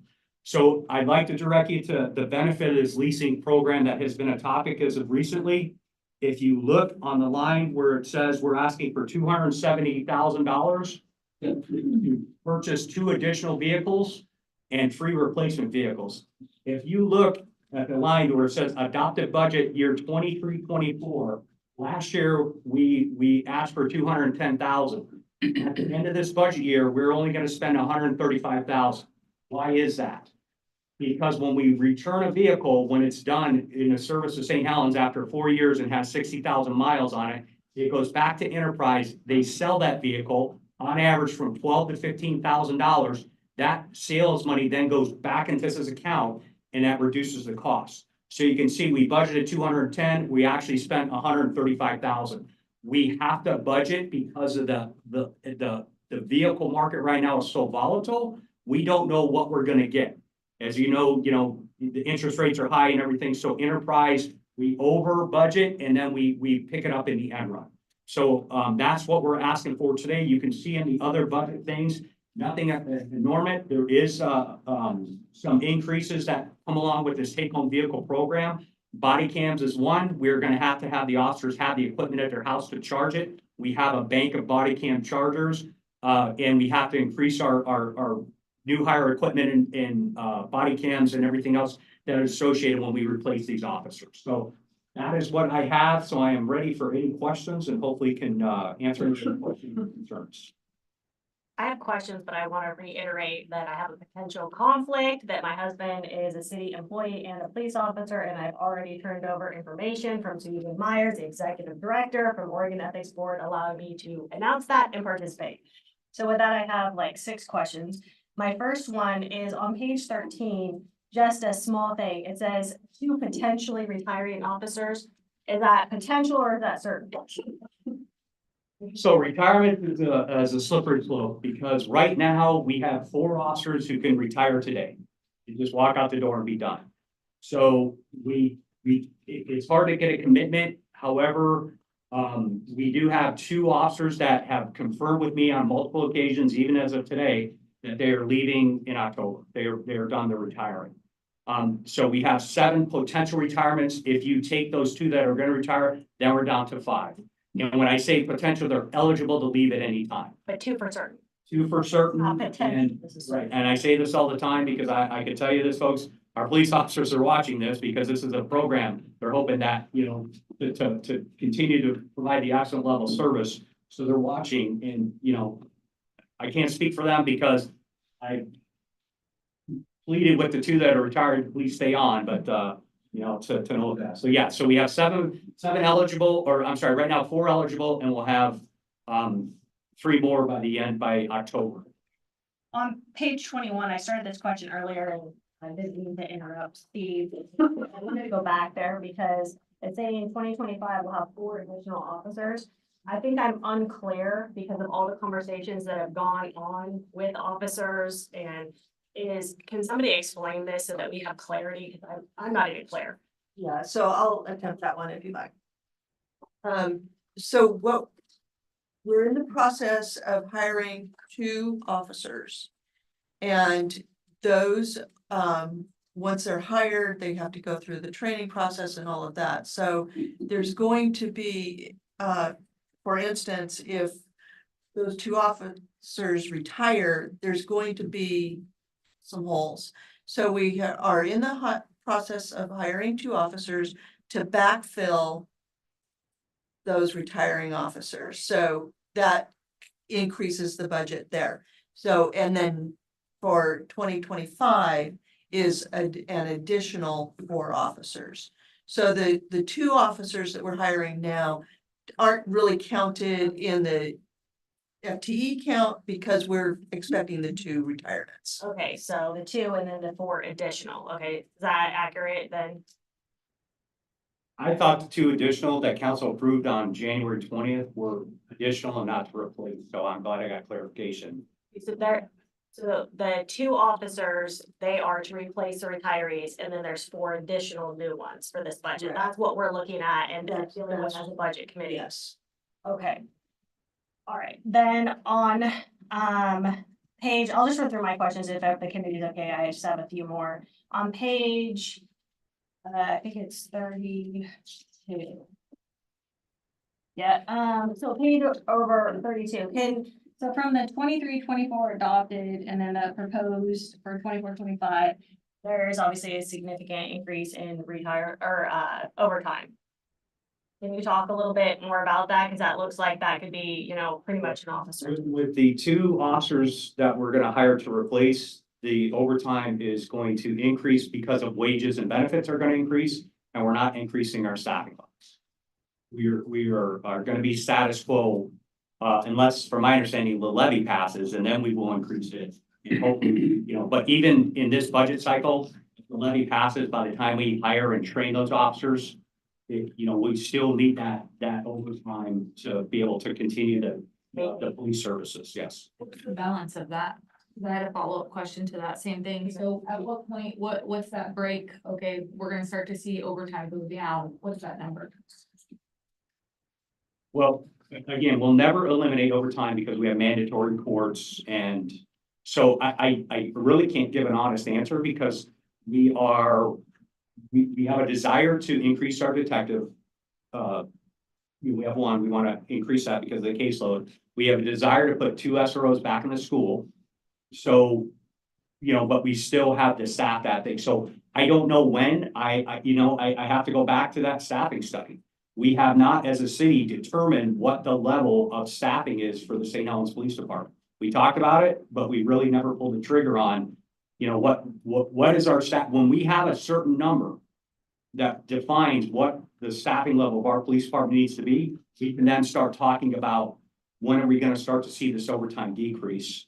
But until then, you know, we're just kind of duct tape and baling wire to keep the service level that's expected, because again, I don't want to sit here and pontificate. However, you understand that, you know, the demand for police services are increasing, but our staffing level is keeping pace with what we've had.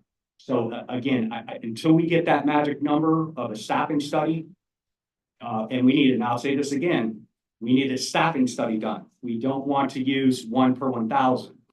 Beverly Hills, California is 5.71 square miles. And they have 31,000 residents. St. Helens is 5.5 square miles. We have 15,000 residents. So by that account, Beverly Hills should have 30 cops. They have over 100.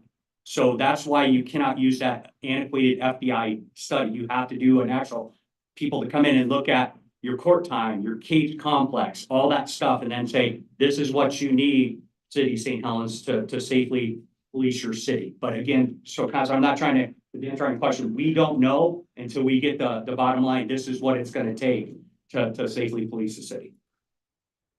Your overtime time and a half or double time? Time and a half, and we have safeguards in place to ensure that we are minimizing the overtime. But if we have a light duty officer now, and somebody has to fill those shifts. And so, and again, it's, you know, as the wages increase, you know, it's just the overtime budget increase. I have 2 more questions really quick, but on page 50, not to jump around, but the public safety fund, I don't know if you're part of this piece at all, but there's a transfer, and I'm trying to figure out what that transfer is and where it's going and what it's going for, but it's. So that was in the budget message, the reference to the transfer of 5 million. Yes, it's it's taking the accrued interest earned on the public safety fee and transferring it to the general fund. So the interest is usually around 150,000, right, for that? Yeah. So that's somewhere. for the entirety, like for the length that we've had that loan, we're putting all of that interest. We're doing, yes, I want to be like clear on that, because I know it's gonna come up, right? So right. it's only the interest that's been accrued on that? That's our estimate, yeah. Okay, okay. Are you done? Yeah, I just have one last thing. The last thing I have, and I don't know if it's a comment or a question, but like, we're approving this budget, and once we do, then we're approving the ability for all the expenditure allocations, right? So we're recommending that. My concern, and I don't know if anybody else shares this, but we have a budget on page 26. It's showing a line item for the levy. I believe it's a levy for 800,000. My concern is the fact that this doesn't pass, and are we, like, should this budget even have the levy? I guess that's a question to Chief Greenway. Why is the levy in here if we haven't gotten it? Because then we're counting on, I know it could be, maybe we get it, but is there a backup plan? Like, I don't know if I'm comfortable, approving a budget that has 800,000 in it that we don't know. I mean, it's a serious gamble right now if that levy is gonna pass. I hope it does, but. So that's part of the challenge with budgeting, okay? So we have to, by law, if we want to spend, we have to budget a resource for that. So we have to budget for that spend. However, if we do not receive that resource, then we won't do the spend. And so that's basically what I referred to in the budget message. If the levy or an increase to the public safety fee doesn't happen, then we will not be able to hire those 4 additional officers. Okay, do we go back at that point and rehabilitate the budget? No, so it's approved by that reference. So if we've got a resource and we've got an expenditure, we can't do the expenditure if we don't budget for it. Okay. So Yeah, I was just reading it as like, obviously a citizen, and like on 31, without the successful passing of the public levy, that the language is in there, but the optics look like we, have that already. And I don't know, just for me, having that in there the way it's presented, I think may be problematic for what we're trying to achieve. I get the piece of having to have that, but just the optics of it don't seem. So the Aesthetic. mechanics of that, yes, you as the budget can say, budget officer, take that 800,000 out, take out the spend, same amount on the spend side. Mhm. And if the Levy passes. levy passes, then we'll have to go for a supplemental. budget. Yeah, see, that's what makes more sense to me to do it, because this looks like if somebody's looking at it, that we have 800,000 that we already got, even though there is some nomenclature in here that does call that out. That's just, for me, when I was reading it, I was like, man, I do hope it passes, but it just seems a little bit problematic. So one of the reasons that I did it that way is because a supplemental budget comes with an expense. And so just trying to be respectful of how much we're spending. It's not huge for, just a basic supplemental budget. It's the publication costs of that. And it's not huge, like I said, but just trying to make all of the options in the budget, let you see them, Right. see what it looks like, and then you can decide how you want it to go. Appreciate that. I'd like to have that as a talking point later when we're deliberating. That's all the questions I had. Thank you so much for all the explanations. I've got, so, and I kind of want to segue off of what, Jennifer was asking about. $1.5 million transfer. And so this is the accrued interest earned on some kind of a month, some kind of money. Accrued interest earned on in the public safety fund. Okay, so, all right, so, and I'm trying to get an understanding of this number. But only 1 million was, Steve, that. Right. But not 1.5, because that came from, if I recall, forestry and some surplus property, so it's 1 million they're talking about, the public Okay, service. so when we're talking, the transfer says 1.5 million. Uh-huh. Okay, so is it not a $1.5 million transfer? Not from the, so it's 1 million of it is from the public safety fund. And 500,000 of it is from the community development fund in the forestry.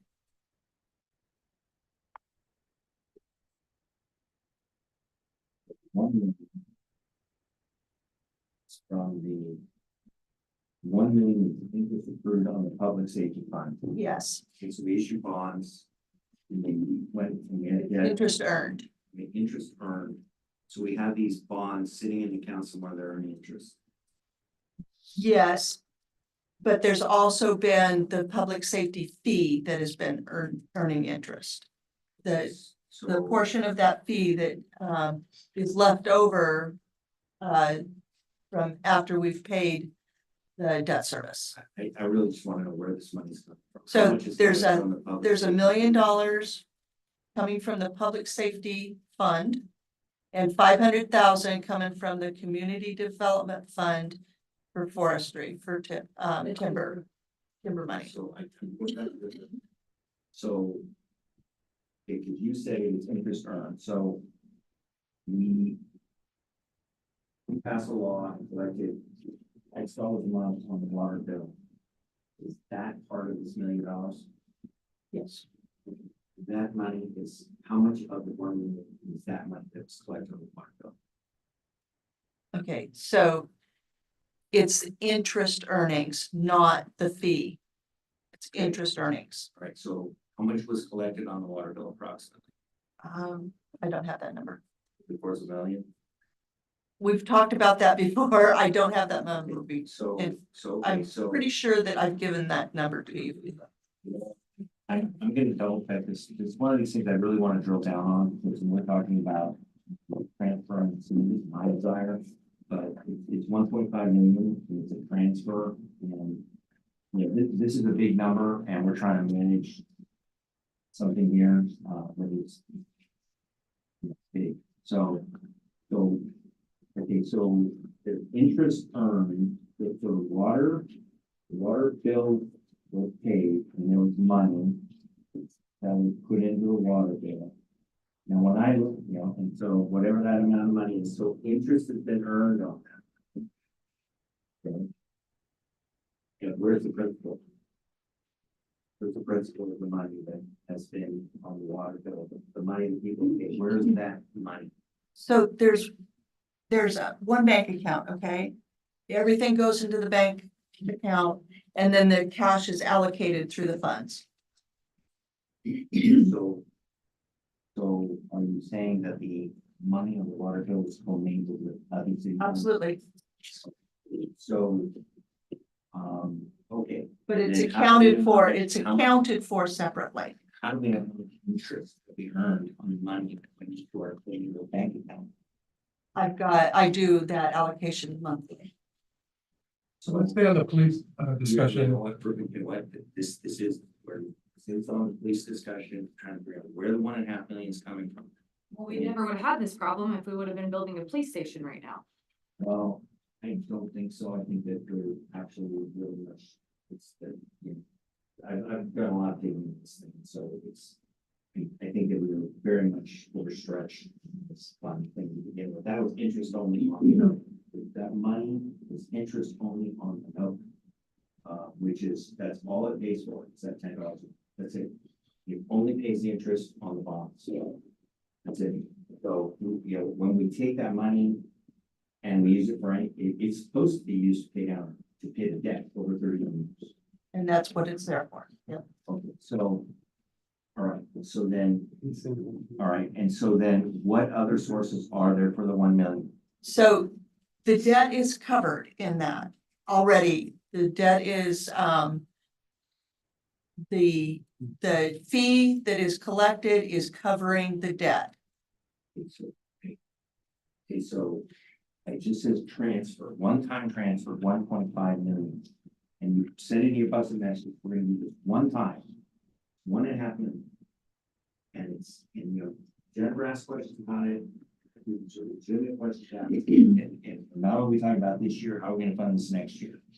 And so part of it is interest on the money that came into the water fund, and what is the remainder of the 1 million. You got 1.5 million. 1 million of it, as you said, was interest accrued on the funds that the public had paid on their water bill. That was number one. What else is the 1 million comprised of? That's it. Okay, I would like to see the documentation. We've got a $10 water fund that I think generates around $750,000 a year. And I don't know, I mean, is there additional interest that's coming from some? The bonds were invested. The bonds were invested. That's what I'm asking. That's what I'm trying to answer it to you right now. The bonds were invested. So how much made in that investment of the 1 million? Like I said, okay, I can get the documentation for you, because we're way too far into the weeds here. You know what, I'd like to move to see all of the documentation concerning where and how this 1.5 million fund. It's 1 million. Well, 1 million, it's 500 is timber. 500 is What? timber. 500 is timber. 500 is timber sale. Yes. Yes. Okay, so why don't we say timber sale, and why are we saying transfer? No, the whole thing was a transfer. She's telling you that 500 of it was from the timber sales. And then 1 million of it was from, That goes into the general All fund. right, so on the To transfer line, so supplement. we're gonna look at page, let's make sure we understand what's going on, I think it's page. Right off the get-go, when she read her statement, she stated that. It said, correct me if I'm wrong, the 500,000 is a combination of the property and timber, right? Because the budget message said a combination of surplus property Yeah, so, and that. there's 500,000 that's directly going for property sales is, resourced directly into the general fund. It's not in form of a transfer. From that. That makes sense. Okay, so it says here transfers, this is page 3026 of the budget. Under general fund, revenue detail. Transfers. 100-000388001.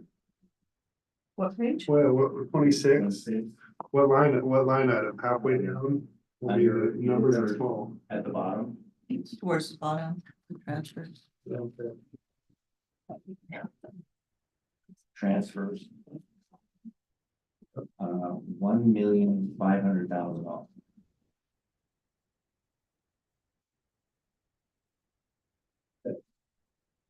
And so, is there another breakdown somewhere else within the budget where we can see the sources of those transfers? I've told you in the budget message and in here, that's where that comes from. So you can see in the, so the, page.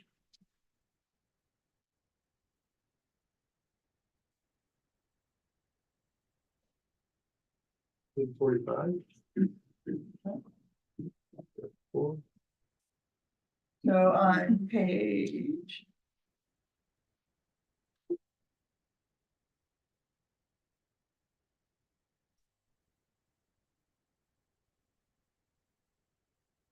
$43. For the Community Development Fund.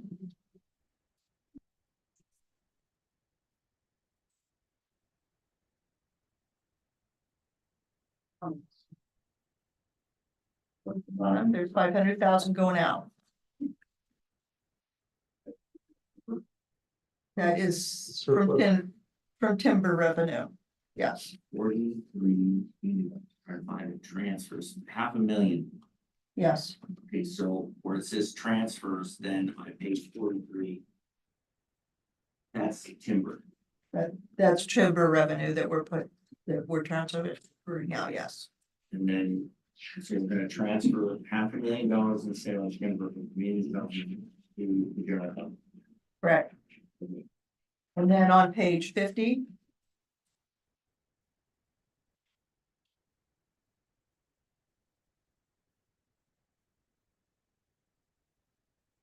Public Safety Fund.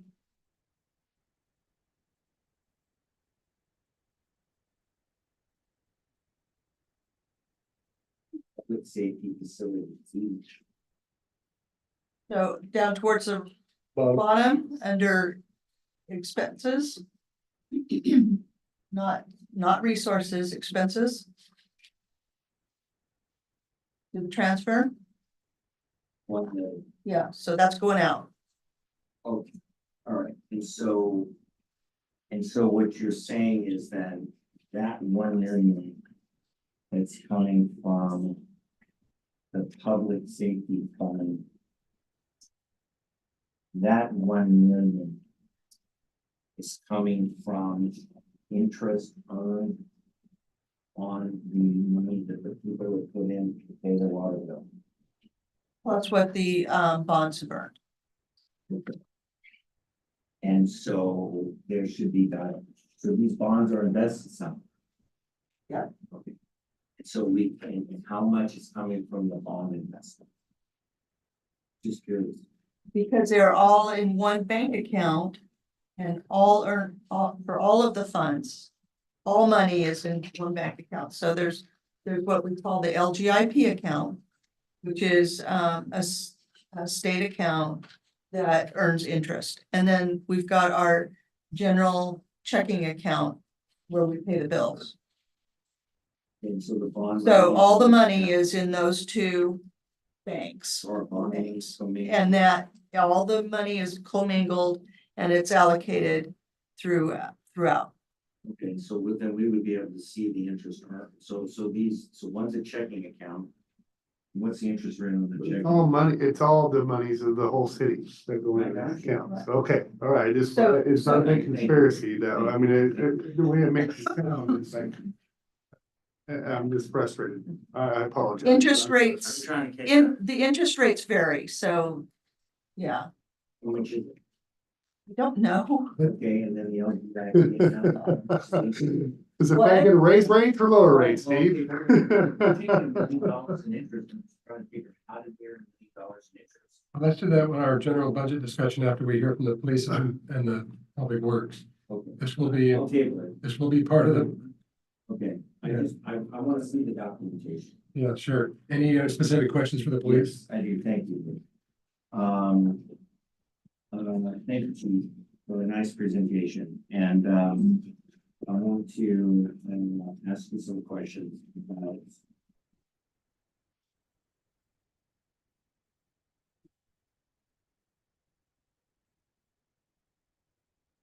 Okay, so first question is this, what is an SRO? What is that? School resource officer. And so, is this a police officer that's going to be in the school? Yes, the school district funds one police officer position. That officer is assigned to the school. Due to our staffing levels, we had to remove that police officer from the school and put them back into the patrol shifts to cover the staffing shortages. And the school district no longer pays the city for that position because they don't have it. Okay, so you are proposing that our city will hire 2 police officers to be in the school? No.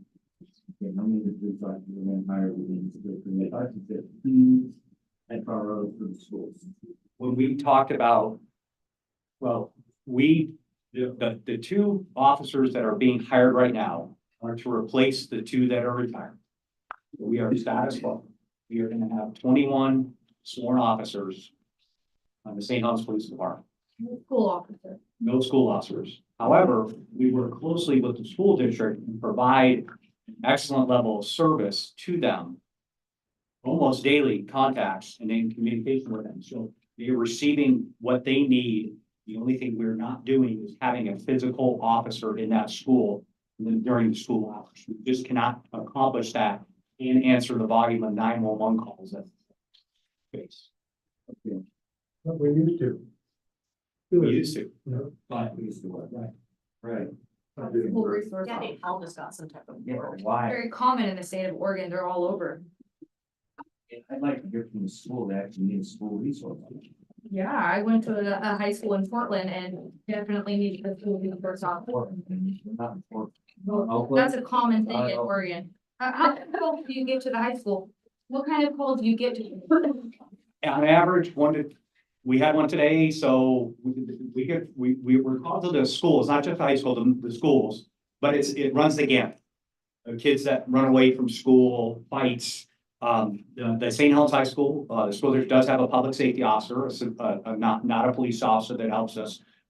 So we're in communication with them, or with him, I should say, so, is there a need? Absolutely. I wish that we had the staffing to have two SROs, because I think that it's important as a community to engage the students at that level, so they understand their civic responsibility and can see, you know, all that great stuff. We just cannot, the demand is too high for what the resources we have. So I wanna understand this, because this is what I believe, that we need to be honest with our people and how much these things are really costing. Okay, so we're gonna, the fuel oil costs $90,000 a year. The enterprise fleet, you're proposing a $135,000 increase in our vehicles. No, sir.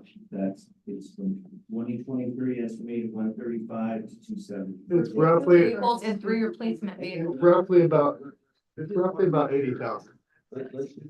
And so our budget is gonna go from 4.789 to $1.2 million increase in personnel services.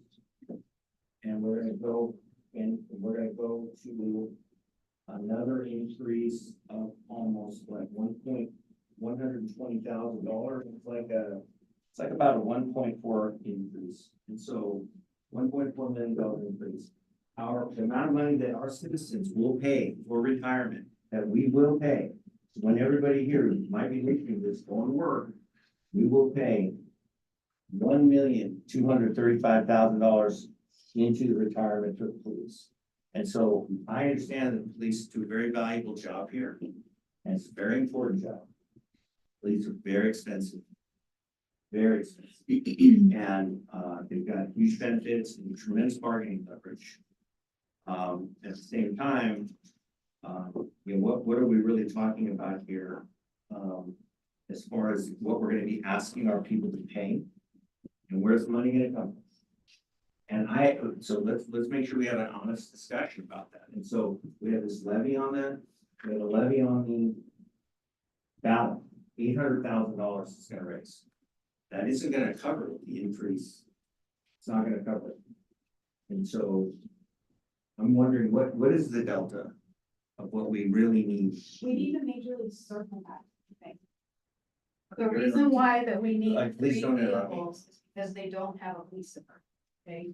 If they would have had their police department, we wouldn't need officers.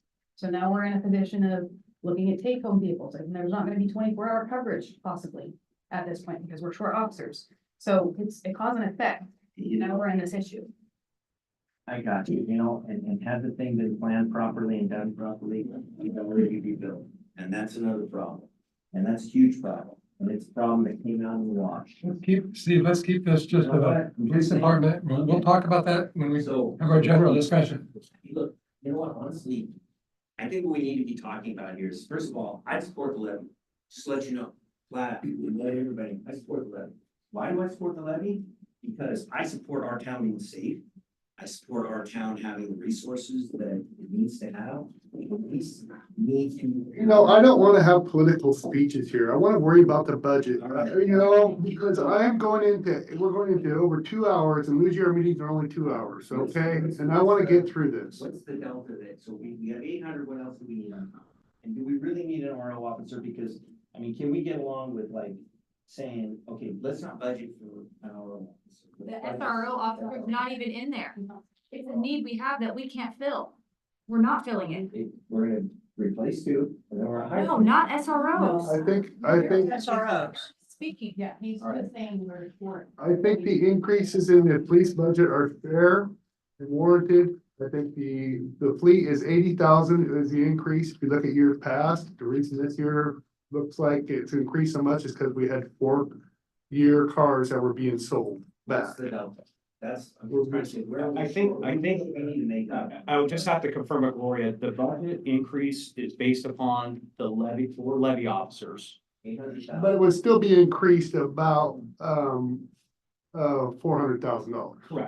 Correct. So if without, And it's been mentioned that salaries, insurance, everything goes up, I think it's and everything in our budget, Mr. Koski, is fair compared to other people's budgets. to prepare and just the equipment. We have no ask, I don't believe that really is out of the ordinary. In fact, the take-home vehicle program is actually gonna save our citizens because what's our next step? Put a trailer in the parking lot with running water and plumbing? Because you have to take care of your employees. And This, what we're trying to do the cheapest and most cost-effective program, so we stay out of the courts. how about this? For the time being, until the station is built, that, a locker room is put in the non-critical facility, which you guys are leasing from the city, which is, down there by John's. You got that old rec building there. Why not put in some, rooms there? That's in the 100-year floodplain. You might do it. I was gonna say that. Well. That's not the 500, that's the 100. I was gonna say that. Critical facility there, and it's just an anchor room, and I can tell you something, we keep having discussions on how to do things right and wrong, and I'm happy to do it. But I think we need to discuss, do we really need police vehicles and people $90,000 in gas? And when we already have a facility that the police can use to change, that is right down the street. So, I mean, that's my question. I think unless we're going to electric cars, they need to have gas to drive to make it to calls. We cannot, It's a company car? well, that is a perk that sets us aside, and we have done a lot. And I'm proud to say that as a budget committee member over the years, we have done a lot to improve our police services. And I think we have a really good police department. I think we have an excellent police department. And So there's other justifications for the take-home cars back in. So we just went through a testing process for applicants for police officers. Out of the 15 applicants, 2 were local. The majority of applicants that we get don't live in St. Helens. It's a challenge to find housing here. And I know everybody wants our officers to live in our city, but the reality is that we just don't, we recruit, we're actually recruiting local people, but they also have to meet the standards. So for us, the majority of officers are from outside our community. And to invest that amount of money to get them trained up, and then for them to say, you know what, I'm just gonna go elsewhere. On top of the fact that we are very rural and it's been mentioned, yes, we have a great police department. Let's keep them. Let's keep them. And even though the benefits of having take-home vehicles is not, I have a very, very robust take-home police policy. It's not that they take their cars to Safeway. It's not to go to anywhere like that. It's very strict. But the benefit to our community is that it's a police vehicle marked in our community, which is gonna help deter crime. If there's something major that kicks up, let's say somebody stabs somebody and there's a barricade. 2 officers are not capable of handling it. We have to have the other officers, and we don't want them to go. We want them to get to the scene immediately. And it's imperative that we keep that in mind. It's public safety, and we can, what if it all day? But the reality is this, is that I shoulder the burden for the safety of this community. And I'm very in tune with saving money. Policing is very expensive, and and nobody wants to do this job. Nobody. We shoulder the burden, and I just want our people to understand, if we have these discussions, and if this is what's really needed, people need to understand what the actual number is. And that means we're committing to $30 on your water bill, $40 on your water bill, $50 on your water. I don't know. But the idea is that we're gonna have these discussions, and we're gonna be talking about I agree, it's a very competitive market, and I agree, it's very tough to get, you guys are trained, you have needed special equipment, you have a tough job to do, a lot of people don't wanna do it. But when we're talking about these kinds of things, we have to say to our communities, what is the amount you're really gonna pay? And I think that we do need to understand the value of it. So that's not a fair statement though. And we're not here to do politics. We're here to talk about a budget that we have right in front of us. To your point, industry. Kosky, industry is gone. We need industry. Actually, I- That supplements all of it. So, but that's where we're at. We need industry here. I got a clarification, chief, on a couple things. Are you talking about buying marked police cars for those folks to take on? Your Yes, officers to take on? yes, they would So be, you just yeah, you be buying additional cars so that you've still got your fleet, right? correct. Okay, gotcha. Correct. So there would be 2 additional cars. And not they have to be on probation. There's a very, very strict policy on this about with the usage and everything. And they would take them home. Again, our current staff, 70% live in the city, so it's gonna benefit our residents. So when this takes place, everybody will be able to take one? No, they have to be on probation. No, but I mean, like, your local guys will be able to. take Yes, cars. absolutely. I also just want, I think it's a fair budget. I also just want to note though that, I anticipate and hope the levy will pass too. But this is the only budget that's been increased. Agree This is the only budget that's been increased. Okay? Every other one is decreased. So I So want, this will even increase 400 without that levy. What is, go ahead, Mark. well, yeah, so, the levy's gonna provide 800,000. 800,000. And then the other 400,000 was from the water fee, $2 million. right? So we're in pretty good shape at the levy passes. That's right. No, but I have a question about that, because the 1 million is supposed to stay for the building, correct? That was the discussion. That's not going to officers, hiring officers. That's for the building of police. That is going to, support the general fund as a whole. Yeah, I was a little. But I thought there was a vote that this was going specifically to the building. It's not for. We're not We're not taking the taking $10. fees, we're not taking any portion of that $10 fee and moving it to the general fund. That's not what we're doing here. Yeah, I kind of had that question too, because I was wondering. Are we going to be using the public safety facility fee to pay part, is that going to go into the general fund next year? That's not the plan. We could, because it's been laid out by Council. the council in resolution that we could allocate a portion of that fee, but we have not done that in That's the. for police. So if we Right, could, that would I be need to just be for. clear, yeah, not just into the general, That would it's, be just. so we Yes. could cover 13 to 12.6 or $13 million you guys had for that police station that Chief worked with David, what's his last name? Lance. And you narrowed down even bricks that we can service that debt today and pay it off in 31 years with the $10 that we have.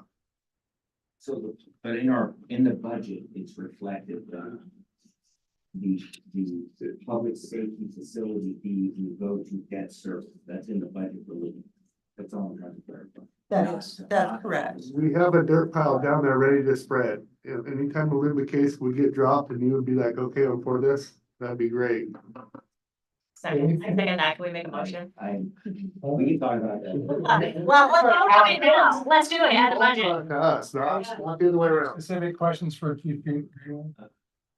Not right now, Chief, thank you very much. Thank you, sir. Any other questions for the chief? I have one about vehicles. Is that gonna stay on even after the new facility is built, that take home? Well, we don't have to.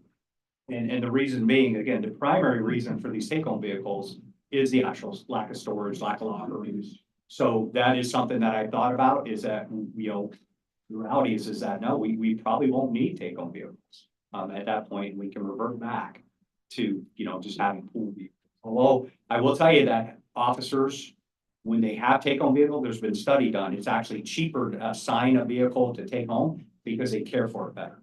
A vehicle that's in a fleet or you know, pool, there's no ownership. So. I know that it's definitely an attraction to a police force. Isn't there a lot of time that's spent switching over all the rifles and all the bags? Cause there's not enough equipment. So like when I did the ride along, I saw them have to take all the time instead of getting out on the road to transfer all the equipment because there's not enough equipment and so. Yeah, and I just wanted to thank you for inviting us on the ride along. There definitely is lack of space. I don't know if you went in there, but I was incredibly embarrassed that that was our place for. It's really embarrassing. Any other questions? I had one last one. This may be more for John. So we just approved to put a new roof on the current police station. Is that budgeted in here? That's budgeted for next year, so. Under facility maintenance? So, yeah.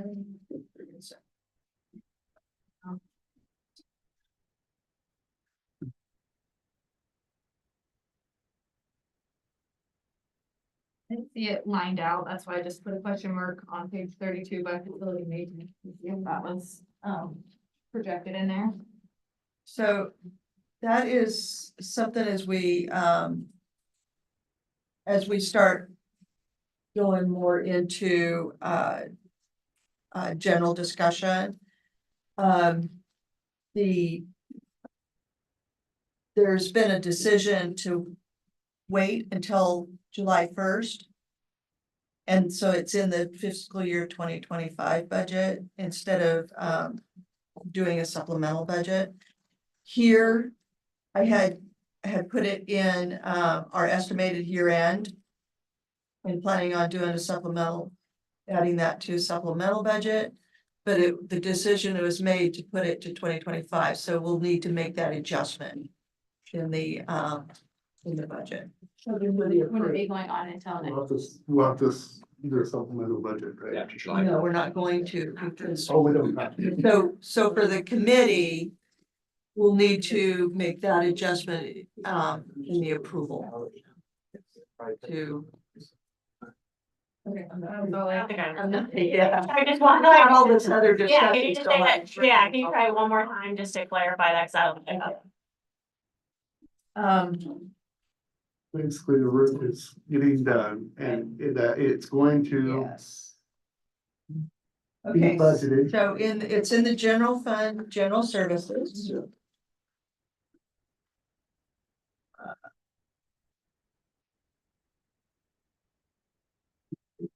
And we approved it, it's getting done.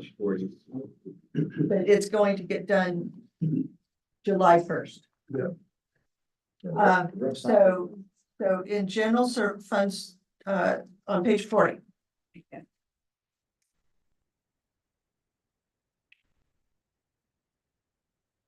And under facilities maintenance.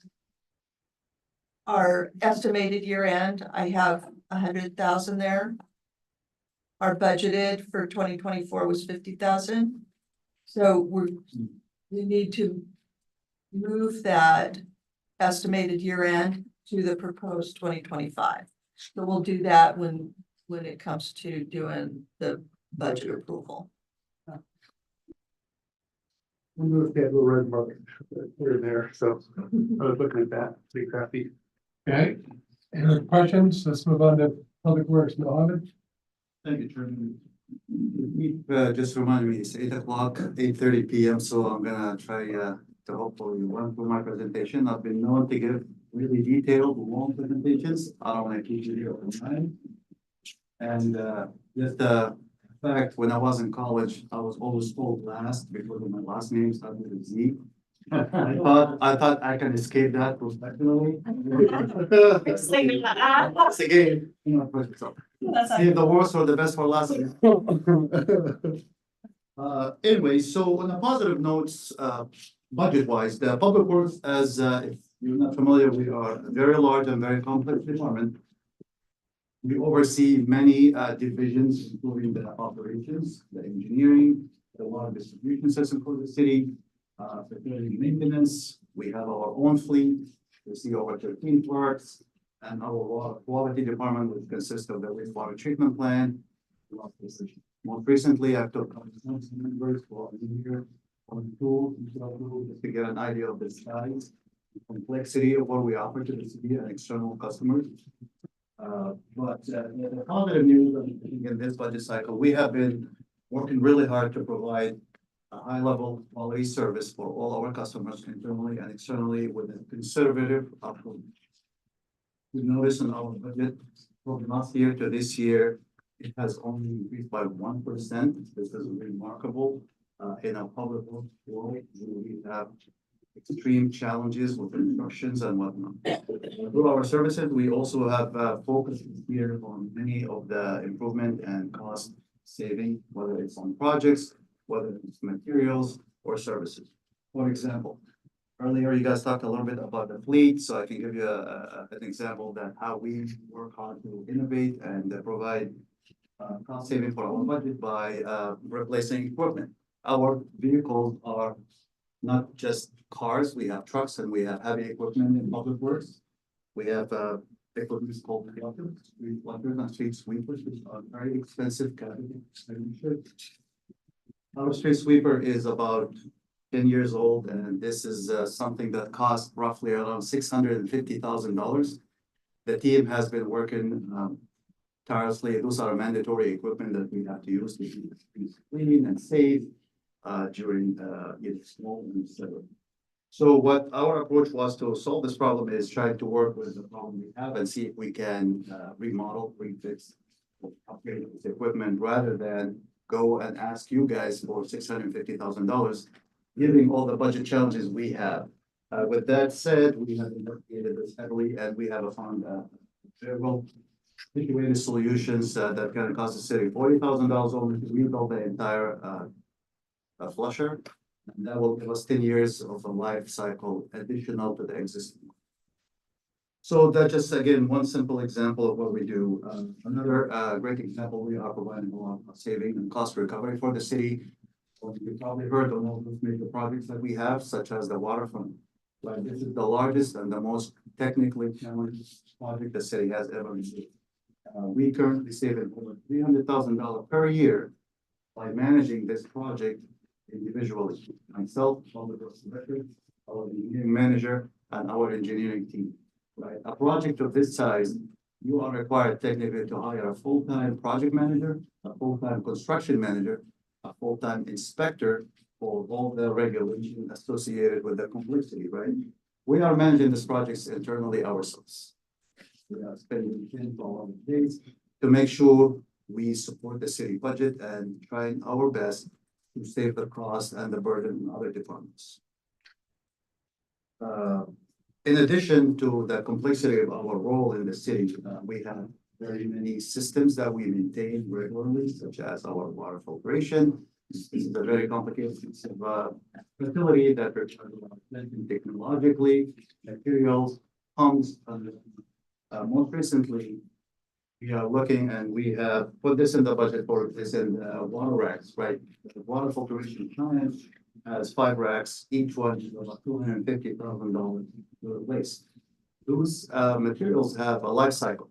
It's like everything else, right? Over time, they break and they have a shelf life, they need to be replaced. This is one of those areas that we continue to like, to work with what we have, the limited resources and the limited budget. We have deferred this project for many years and we are past the life cycle of this one. We are at a point that we are absolutely have to replace it, and we can start with a plan to replace 1 rack per year. Again, those are very expensive, $250,000 cost to replace 1 rack. However, not to replace in the rack, that will affect our livelihood and our water drinking quality. So this is one of the major projects that we're working on. And last but not least, again, to keep this conservative presentation, we do manage the CIP capital improvement projects for the city. The waterfront is just one example. We have many great and many complicated projects that are very expensive. For example, basins, you have about sewer capacity issue here, you have about major basin replaced. These are extremely complicated and expensive. What our approach have been is to work hard behind the scene to try to secure funding. And I think we have in the last year, 2 years, we have been very successful. We have secured a lot of money for a lot of projects, including this one. You can see in the budget, the cost is $2.5 million. This is 100% grant funded. It's not a budget we're seeking anywhere. In fact, it's going to be paid through government grant. Many people have been involved in this, including the city administrator, the manager. And again, those are not easy to secure, but we are very proud to continue the effort of providing a level of service that is impeccable in all public work and keep all this operational 24/7. And last but not least, the capital improvement project, you're gonna see a 35% reduction from last year to this one. So the 14.5 million has been deferred, so we are trying to again very mindful of all the revenue we have lost in the city, such as the mill, which have substituted a lot of work. Our FTE level has been reduced, not positively in my opinion, because the same amount of work continue to be the same, and in fact, it's increasing over time by adding more facilities. But we have lost the opportunity in a couple good that we did not fill. However, our team continue to work very hard on providing as much and this service as we can with what we. With that said, I'd like to open for discussion. Questions for Public Works? What's the net? Full-time employees. Yeah, and then, I remember there was a union presentation about some aspects of public work, how many positions have been unfilled by the work? The unfilled, we have, I believe, 3 total. 4 total. And what positions are those? So, it's one in every single department, one in engineering, one in water treatment, one facilities, and one outfit. Then additionally, the engineer. So you've got 4 Correct, I mentioned it. operations and then the engineer, so for a total of 5. I'm just trying to understand, yeah, I look at the one thing about, I look at enterprise funds and I see like 14 million or something like that, trying to figure out why it is that there isn't enough that built really can fill for position, trying to figure out. So part of there are 2 positions that has been vacant for a while, and we actually had a very hard time to fill them. We did advertise for a while, and we could not get a technical and certified water operator position. And by the time we are ready to go again, I think the last year has been very challenging budget-wise, so the decision made was to halt these positions until we work with the rest of the city leadership and making sure we are not burdening the city with. What are your funding sources? Public Works is very complicated. We have multiple sources, but we are self-funded. We have enterprise fund, SDCs. What is the first thing? Service development charges, SDCs. Systems Development.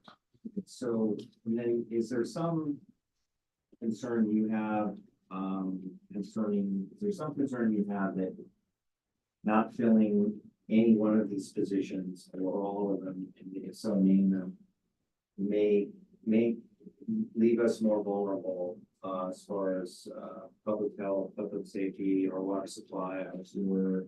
You said we lost out on a couple of positions, so I guess we were able to hire, but we didn't, but I guess my question is, you know, the union seemed to come here and say there was a concern about not some of these positions. But the New Republic Works Director, you have some concern that, you know, that not filling these things potentially it could result in an issue for the city. Absolutely. The answer is yes, of course. If it's up to me, I would love to fill all of them ASAP. Okay, so which ones would you, starting at the top and bottom, which ones would you say would be the most important to fill and why? Top to bottom, I would start with the wastewater treatment plant. We are required to have a full-time 24/7 operators who are certified and maintain certification. to process the water that we discharge in the river and to provide the city of clean water. Currently, we have only three, including the water quality manager, who are working around the clock, and they're required to be here 7 days a week, testing and working on the facilities to make sure that the systems are operational, right? We run to the issue where DEQ requires us also to do the sampling, again, 7 days a week. We are in the midst of negotiating our NPDES permit, and we are about to renew the permit, which hasn't been in the past 16 years. Those challenges, of course, if I lose one person today, or someone decide to leave or get sick and unavailable, guess what? How that work will be divided, and we have to step in and work 24 hours, myself or our team as well, to support as much as we can to ensure that's operational. So the second most important one I would go to is the engineering. Right? Our engineering team has been the superstars of the entire department. I can tell you the work we do is impeccable. I can guarantee you, I haven't seen any other cities that you're gonna have a working public works director as a project manager or a construction manager, including our engineering inspector and whatnot. So we are taking so much work for 6 people. If you look at the FTEs for the engineering, it has decreased from what we had. And we didn't have an engineer that unfortunately they picked up not too long ago. I think. November last year, and since then we haven't been able to fill that. So we're taking on all these extra work ourselves. It's definitely not easy. What helps is my background as a technical engineer myself. Have been an asset to the city, and I have helped a lot navigating and managing those projects for them. And you know, again, we would love to fill those positions when possible. And so you think that potentially, if we look carefully at our budget, there's enough money coming in through these various funding sources into the enterprise fund with paying you? Because that's a separate fund, something general fund. No, we don't. And so there's enough resources coming into the enterprise fund where but maybe look at next we can find some money there. It's because it's not linked to the general funds. We can potentially hire more and more institutions. Okay. It's possible. Again, we have been very conservative in our approach to the budget, understanding the overall city. As a department head, I'm not being selfish here, right? I can go and fight and put pressure on the city and on the committee. I need those, I need them ASAP, but we are trying to be a good team player and support our police department and other departments by doing the work as much as we can. If we have the option of getting one, that would be great, because I can tell you, my team is constantly asking, can we fill this position? Can we fill this position? Are we ever going to fill this position? The answer is always, we are in a very tight budget. Please understand that we need to work with the rest of the departments and make sure the entire city operational first, rather than just focus. Thank you, Mohammed. How much is Public Works involved with the waterfront projects? Like how much personnel is involved? 100%, we are managing the project from A to Z, and there's multiple, just to be clear, we are working on the utilities extension and First and Strand Street. That is our engineering division, basically. I am the project director on that. Sharon Drew is under the second project manager on that, and we have our engineer Alex, who is out on maternal leave now, doing all the RFIs involved into the projects and inspections. Do you feel that it's put any additional strain on Public Works? Of course. Tremendously, I think. One example I can give you, take a look at my picture when I joined the city and you will see the thing about President Obama win, dark hair and gray. I lost most and gray.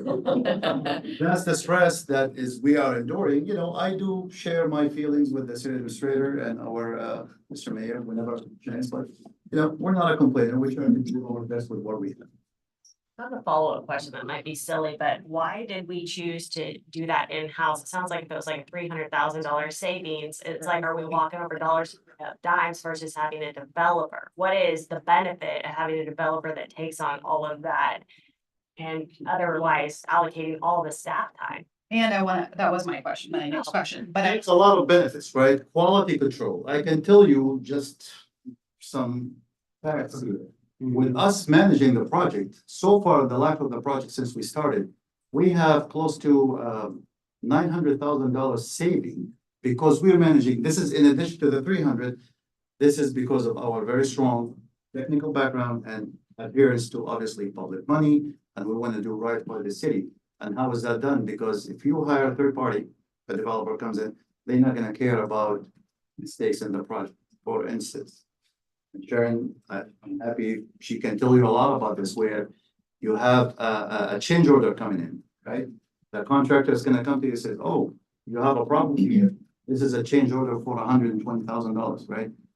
A third party developer or project manager comes in, what they do typically look at it, maybe they don't invest the time to really vet it.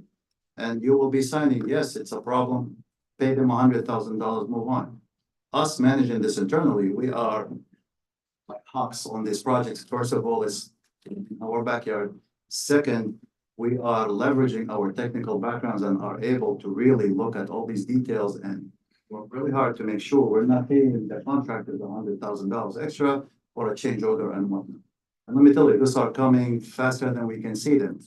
But we are challenging every single one, and this is a big area in construction. Mr. Robert maybe can elaborate on that if you'd like.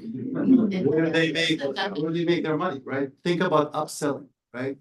You see something in the field that wasn't on the plan, oops, that's a problem, that's $50,000. Most cities, 95% who leverage those outside, they end up paying these costs and you are a few $1 million in the hole on top of your project costs. So this is what the value we bring, which I believe is very unique and special. Kind of interesting, because I mean, I'm part of an organization that builds the biggest factories in the US, right, nationally. So I find it interesting because I don't know if I respect, but I don't know if I necessarily agree with that's the general principle that goes on being death by change orders or RFIs. But, you know, I just wonder the length of the project, how long it takes, and the cost benefit. I think there's certainly importance to have somebody boots on the ground that has expertise and knowledge to understand you're not being taken advantage of. But I just wonder how long the project's that, you know, been taking. And in addition to, that's what people do for a living, right? They got teams of people that go in and develop. So, I mean, it's already started. I was just curious on if there was a financial benefit besides the 300,000, because that seems like a drop in the dime for like the construction world in general. But I do have a question for Gloria, not you, but I love your presentation though, and you're super funny. Jenny had a question from the comment that she had. I was just, where I was going with that was just wondering, once the waterfront project is done, if that's gonna free up some budget where we could hire what you were asking. I just didn't know how much it was taking up resources. That's why I was asking. Yeah. And to your point, Ms. Massey, is just one thing I want to add. You're right. So not every contractor is bad, right? Those are relationships. It's diplomacy, it's personalities, it's egos, it's a lot of good. And the bigger the project, the more risk management you have to manage, right? And we've had some, you know, we do what you call a reference check when we get a contractor. Some of them has great reputation. But I can tell you, starting the biggest project on the city's history and the first meeting we had, and the first thing out of the contract came out, a change order for a chain link fence. I mean, that was the wrong way to start a project, and you don't start that immediately. So it sets the tone for that, and I can tell you that individual and personally. Yeah, I mean, it's obviously not a contractor you would want to partner with, and there are a lot. It's a partnership. That has. It's a two-way street. They wanna earn their, you know, money. And Yeah, no, I agree with that. Oh, sorry, I have a question. I think it's for you. Does Jenny asked a question that, and I'm curious about that, because it sounds like you guys are stretched, even if you weren't on this waterfront project. There are aspects that you believe need to be handled that your department should. Right. Even in my role as a public works director, I'm involved into several hats, including economic development. I work with all other individual departments heads. We support the internal services such as police, building, facilities, maintaining the facilities. I mean, we have a umbrella over the entire city and outside of the city to maintain and do, in addition to all the regulation channels, such as, again, dealing with, very challenging regulation, whether it's DEQ, EPA, over our requirements, water rights, environmental challenges, and whatnot. I can go until tomorrow, so, but there is a lot that we do and. So I think I might be getting really tired, but on page 48, I think I'm looking at this and again, I might be just really tired, but is that column 24, 25? Is that mathematically calculated correctly? And I'm just curious because I want to yeah, I had a note here and I didn't write down more details, which I have scribbled all over, but I had in here the 1.2 million in revenue, 1.5 in expenditures, and I was just trying to look at the overall health of the street fund and the storm fund. Like, next year, the year after, are we in a good status financially? Sorry, 48. Yeah, is that right? Is this right? Yeah, so, yeah. Can you explain the column then for me? Cause for some reason, again, I might be tired, but. So you're looking at the street fund on page 48. And, We have motor vehicle tax. right, Okay. and, State. yep, Okay. it's, from ODOT. Yep. And then, what's the other part? Good question? So my question then is like the expenses, it's like, is that motor vehicle tax, a given? Because that's like one of the major funds. Are we gonna run into a situation where that's not available? And like you look at the expenses, I was just curious as going through this one and the storm fund, if it's financially stable, or are we gonna see something? I had here in my notes, like 24, 25, 25, 26, that there might be potential financial issues. Yeah, those both always have issues. Okay. Always Can you have. elaborate a little bit, cause I trying to go through this, I was. Street fund, it doesn't pay for asphalt, and all we are able to do is just basically go and seal the cracks and, holes and, pin most of the, we have very limited funds, that are SDC eligible that could actually pave some certain streets. And then the storm has always been one of those that was supplemented through our sewer originally. They were together, and the sewer, Boise, when they made Polk was the biggest user of that, and paid for all of our storm and our sewer back in the day. And when we divided them, it was apparent that the storm was pretty lean. So that's, Divided those about 4 years ago, John, is that about right? 5 years ago? It's sad. So the gas tax is usually fairly steady. It varies definitely. We get a report, estimates from the state,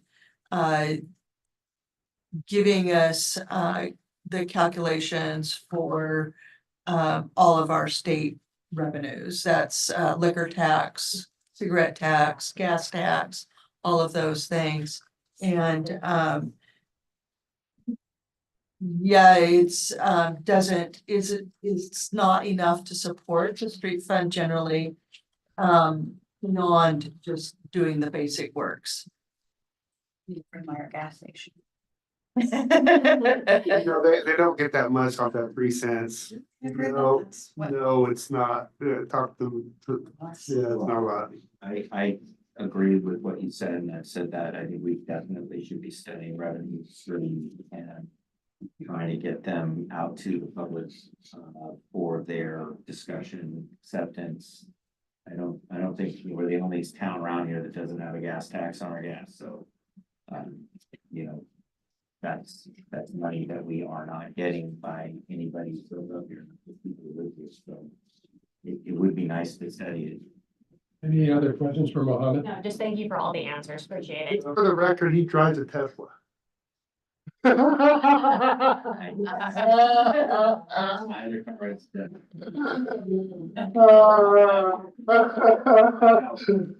doesn't, thank you, Mohammed. Well, I just wanna thank Mohammed. He does more than just $300,000 work. The whole team, what they manage. I just wanna make that clear that We definitely have had some issues there. For years, we've been losing one or two people. It's to a total of 5 now, because we kept budgeting them. And now it looks like they're coming out of the budget, so. Yeah, I had one more question. Is there ever an opportunity to do internships? Like, is that something like, I love like youth getting. Yes, Or is, yes, Okay. we did, actually, 2 years ago, we did present this to the council, and then we had those approved through the water department and for the engineering department. okay, so And yeah, we would love to, and yeah, and we're doing that in a rare program. We're doing all kinds of stuff like that. Yes, we always. again, things were very different 2 years ago, but. thank you. Do we, time for public comment? If you have comment, please state your name and, that you are a citizen or where you reside. Whether in the city or somewhere else.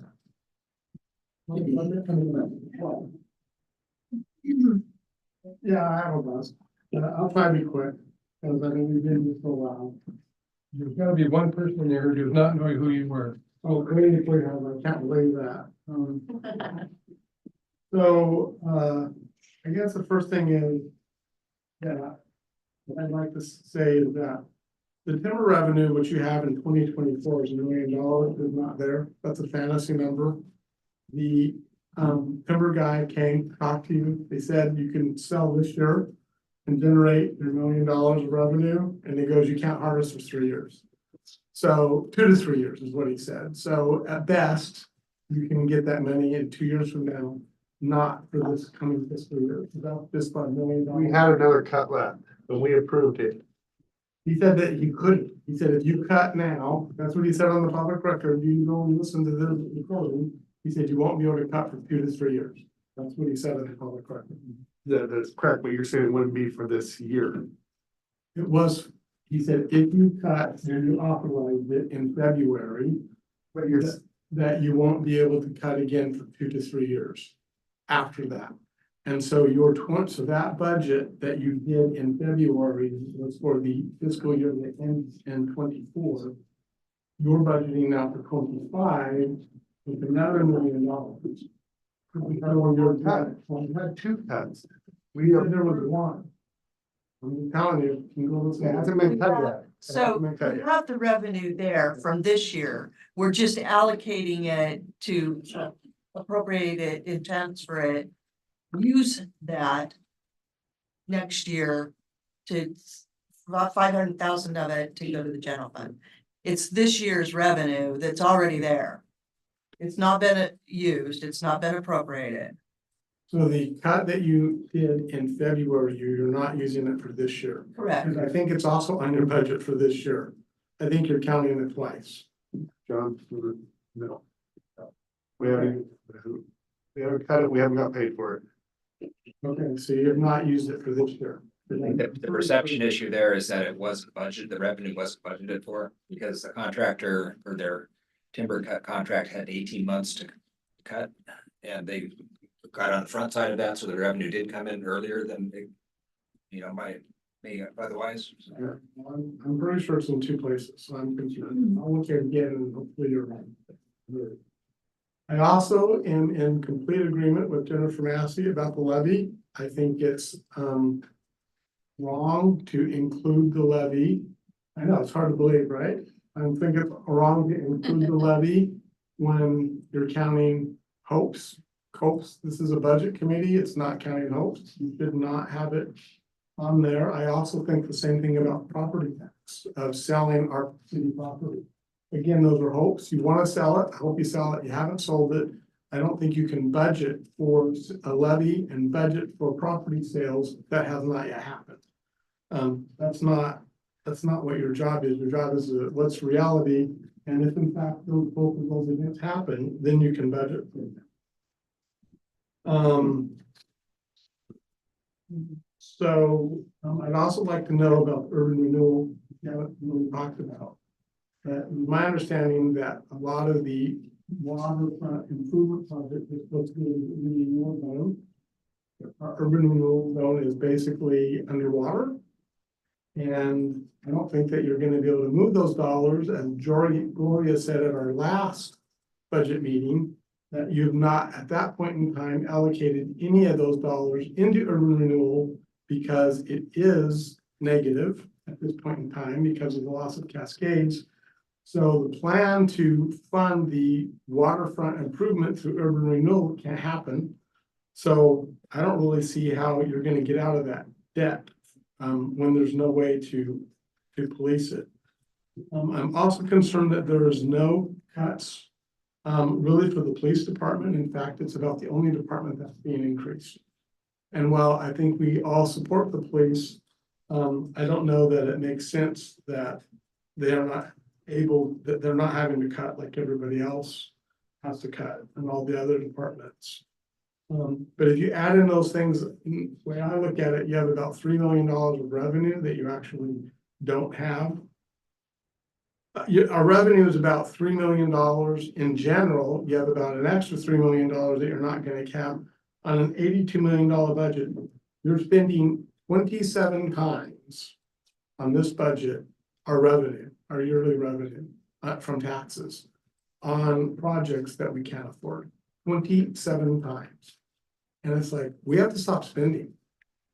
We cannot afford the police station. I actually think the idea of taking home cars is a small cost compared to what a police station costs. So I think that's a great idea, but we have to stop spending. You know, you're not drunken sailors, and spending 27 times the revenue is in projects that we can't afford is a problem. I also am concerned about the recreation budget. We keep hearing time and time again that the recreation department is paid for by grants. It's not true. You can look at your numbers. The recreation cost us $406,000. The grants are $210,000. That's a difference of almost $200,000. And it's fine if you're going to spend that, but I don't like it to say that recreation is paid for by grants when it's $200,000 short. It is half of what is actually paid for. So we should acknowledge that rather than keep saying that yes, recreation is paid for by grants. It's only about half. Thanks. Are you ready? How much on the audience? Yeah, this is. Oh. It's a moment, Nate. Go ahead. I'm Matt Funk. I'm actually in Columbia County, but I'm an employee of St. Helens, or the city of St. Helens.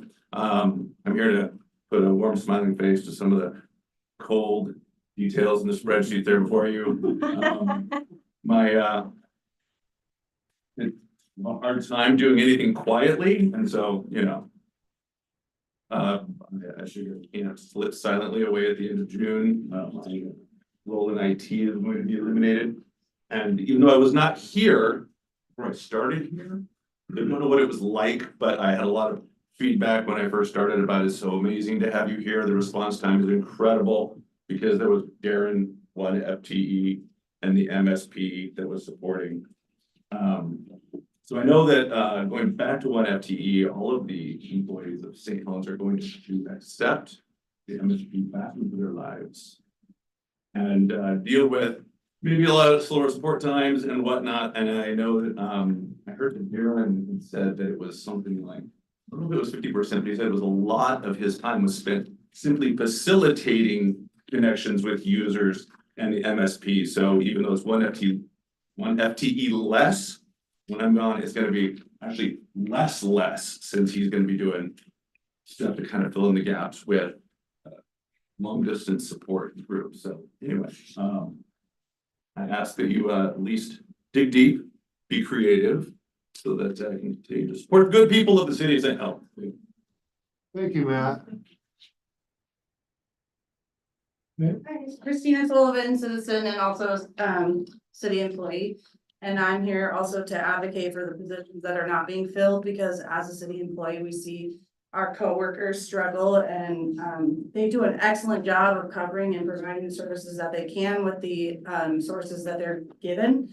But you're eliminating 2 of those positions on your budget. Those job duties don't go away. They just get allocated on to more people.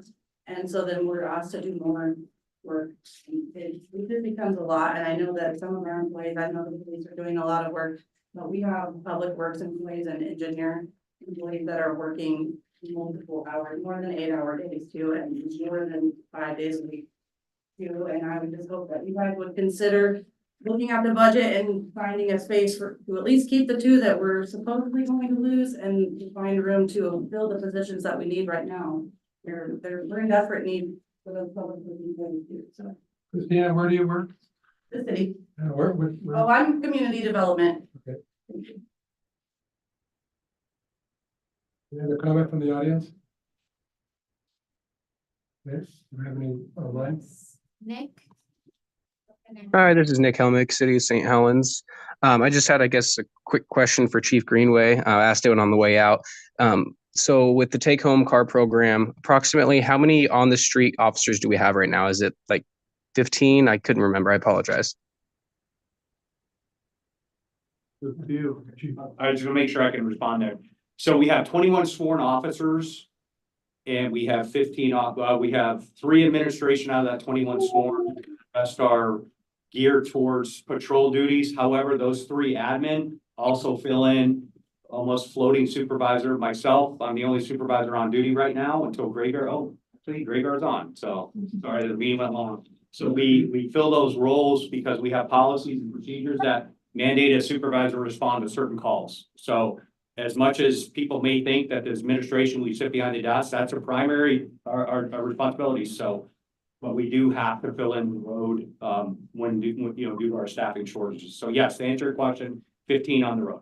Awesome. And about how long does it take for an officer to get changed and ready for work? I support the take-home car program. My end game is trying to calculate how much money we could save if they actually change at home, rather than going in and then maybe having to charge for their hourly wage in order to change. I don't know if that would actually save money or not. It actually would save money, and this is where the conversations with the union, it's referred to in police law enforcement as donning and doffing. And so our, let's say our afternoon shift, we go day shift starts at 6 in the morning. Those officers arrive 15 to 20 minutes early to change. And because of our current facilities and a lack of space, there's a line to wait to change. Now that fluctuates depending on how many officers are on that shift. Working, sometimes we do have up to 3 officers working the shift and a sergeant. We're very fortunate, but court time and everything else. So the police union is under the understanding that their officers are working to change because it's required that they be in uniform when their shift starts. So we're not currently compensating from that. And this will also help alleviate any potential grievances filed by the police department to want to be paid for that time that they're changing into their uniforms.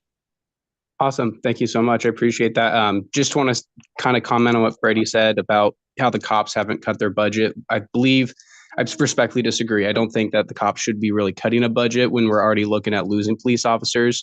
I believe it was Mr. Gunderson that stated on the defund police website, we are already way below what they would even recommend that our budget should be at. So I think when it comes to public safety, if we're requesting that cops cut their budget, we're just putting the lives of citizens at St. Helens even more at risk, which to me wouldn't make sense. And then just to the council, I would ask, is there any positions currently that are hourly that we could convert to salary and make exempt employees in order to reduce, I guess, any overtime? And not talking about cop overtime because I don't understand that's needed, but is there any citizens overtime that potentially we could convert to a slightly higher salary to then maybe reduce the cost in the long run? I understand if you can't answer anything like that, but just an idea that I had. So that's all I have to say. Thank you so much. Thank you. Yeah. That's it. Okay, we're going to have a really short public hearing here. We are required by the state to have a public hearing to receive basically sin taxes, cigarette, marijuana, alcohol, and a couple other sources. We get them every year. They're already in the budget. The state requires us to have a public hearing. So I'm hereby opening a public hearing for us to accept the revenue from the state. Any quick questions or comments on that? Anyone in the public or anyone on the table? Okay, I guess we will approve receiving the money from the state then. It's my idea. Close the hearing. Yeah. Close the hearing. And the hearing is hereby closed. Okay. We have that language. Are we approving it now or later? No, Okay, not that part. okay. Okay. Obviously, we didn't approve a budget tonight. This is a motion to approve as written. So I think we need to work on May 2nd again. Next week. Yeah, we got first and then the second. We're back to back. Oh, okay. City council, I just, I don't know. We're back. So May 2nd, our next meeting at again, 6 o'clock.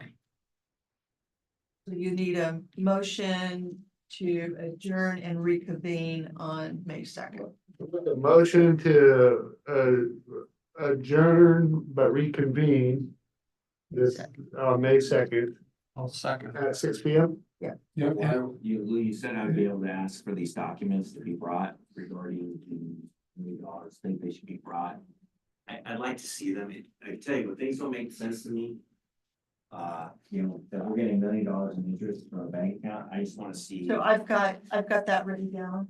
Okay, Your request. So, I think probably the best way to go about this, so I've got that request written down. That you want that, but I think the other thing is, any other questions that haven't been answered? And if you realize that you've gotten other questions, if you could get those to me by Monday. Let's say by midday Monday. And we can do, again, I can compile those, use help of the rest of the staff. And have those available for you at the meeting on. Okay, so the reason why I'm asking that we formally request these documents. in the budget committee, is that under the law of the state, if this budget committee asks for any document. I understand it that. must be produced. If I ask for it and you promise to bring it, there's no legal binding. But if we say, we'd like to see that document, you're gonna bring it, we agree that you will bring it and you will show us, you by law must bring it. This is what I'm trying to facilitate, right? And I understand what the law is. Okay, good. I just wanna make sure that. So, and I understand what your ask is. If you want to reiterate it in writing to me in an email to make it, I wanna make it. You'll bring it and then we will second the motion Yeah. and we'll make it, and we will agree, say aye or nay, and then we'll have the binding force of this. I think we've already done that once before and we got all the results. I did make a motion and you interrupted me, so I'd like to at least have a second on my motion first. Okay, and then we can have discussion. That's a standard protocol, how to run a meeting. Thank you very much. I'll second. And I just asked for discussion. It's been moved and seconded to adjourn this meeting and convene it May 2nd at 6 p.m. Discussion. I think we should table it until we have a chance to make the motion that I'd like to make about the interest. You have the document showing that this $1 million is coming from interest earned. And that it's been promised to be brought. Why wouldn't we just make it formal on the record and then it's done appropriately and by the record? And so Because it's in the. I'd like to table it and then make the motion. All right, I'm willing to make, you made the motion, I'll second it. A motion before we adjourn. He made the motion, I'll second it. I want to get out of here. It's 9:16. You will table the adjournment motion and Steve's motion. So you move that we bring, Gloria brings documents to the meeting. We request and with the please that she brings the document showing the document showing the interest earned on $1 million. So that we can verify it. 1.5 million, basically. Well, no, $500,000 is from the 10%. 1 million is from the interest on the bank accounts. So make that a formal motion. Yes, that's, so. And I second it. That Gloria, please bring with us the bank documentation that would show, demonstrate $1 million in interest that's going to be transferred over our budget shows here. Okay, Mayor seconds it? Yep. Okay, all in favor of the motion that Gloria bring the documents that Steve requested, signify by saying aye. Aye. Aye. Opposed? Okay, was that part of our discussion? I think it was a motion in our discussion, so I think my motion still stands. Yeah, yeah. Make a move again, I made a motion to adjourn but reconvene May 2nd at 6 p.m. All, so a motion to adjourn at 6 p.m. Discussion. Does the staff come back next Thursday for that meeting as well for any follow-up questions? I don't think that all the staff was intending on being available. Again, if you have, questions, if you could get those and then we can work on those answers so that we don't have to pick up more staff. Just to be clear. You have a particular question on parks or public works or something? Okay. I'll send it over. I thought what you did last time was Okay. fantastic. It worked super well for I was staff, just too. curious how, if they understood if they were supposed to come back or not, so just to clarify that. Thank you guys for all being here. Exactly.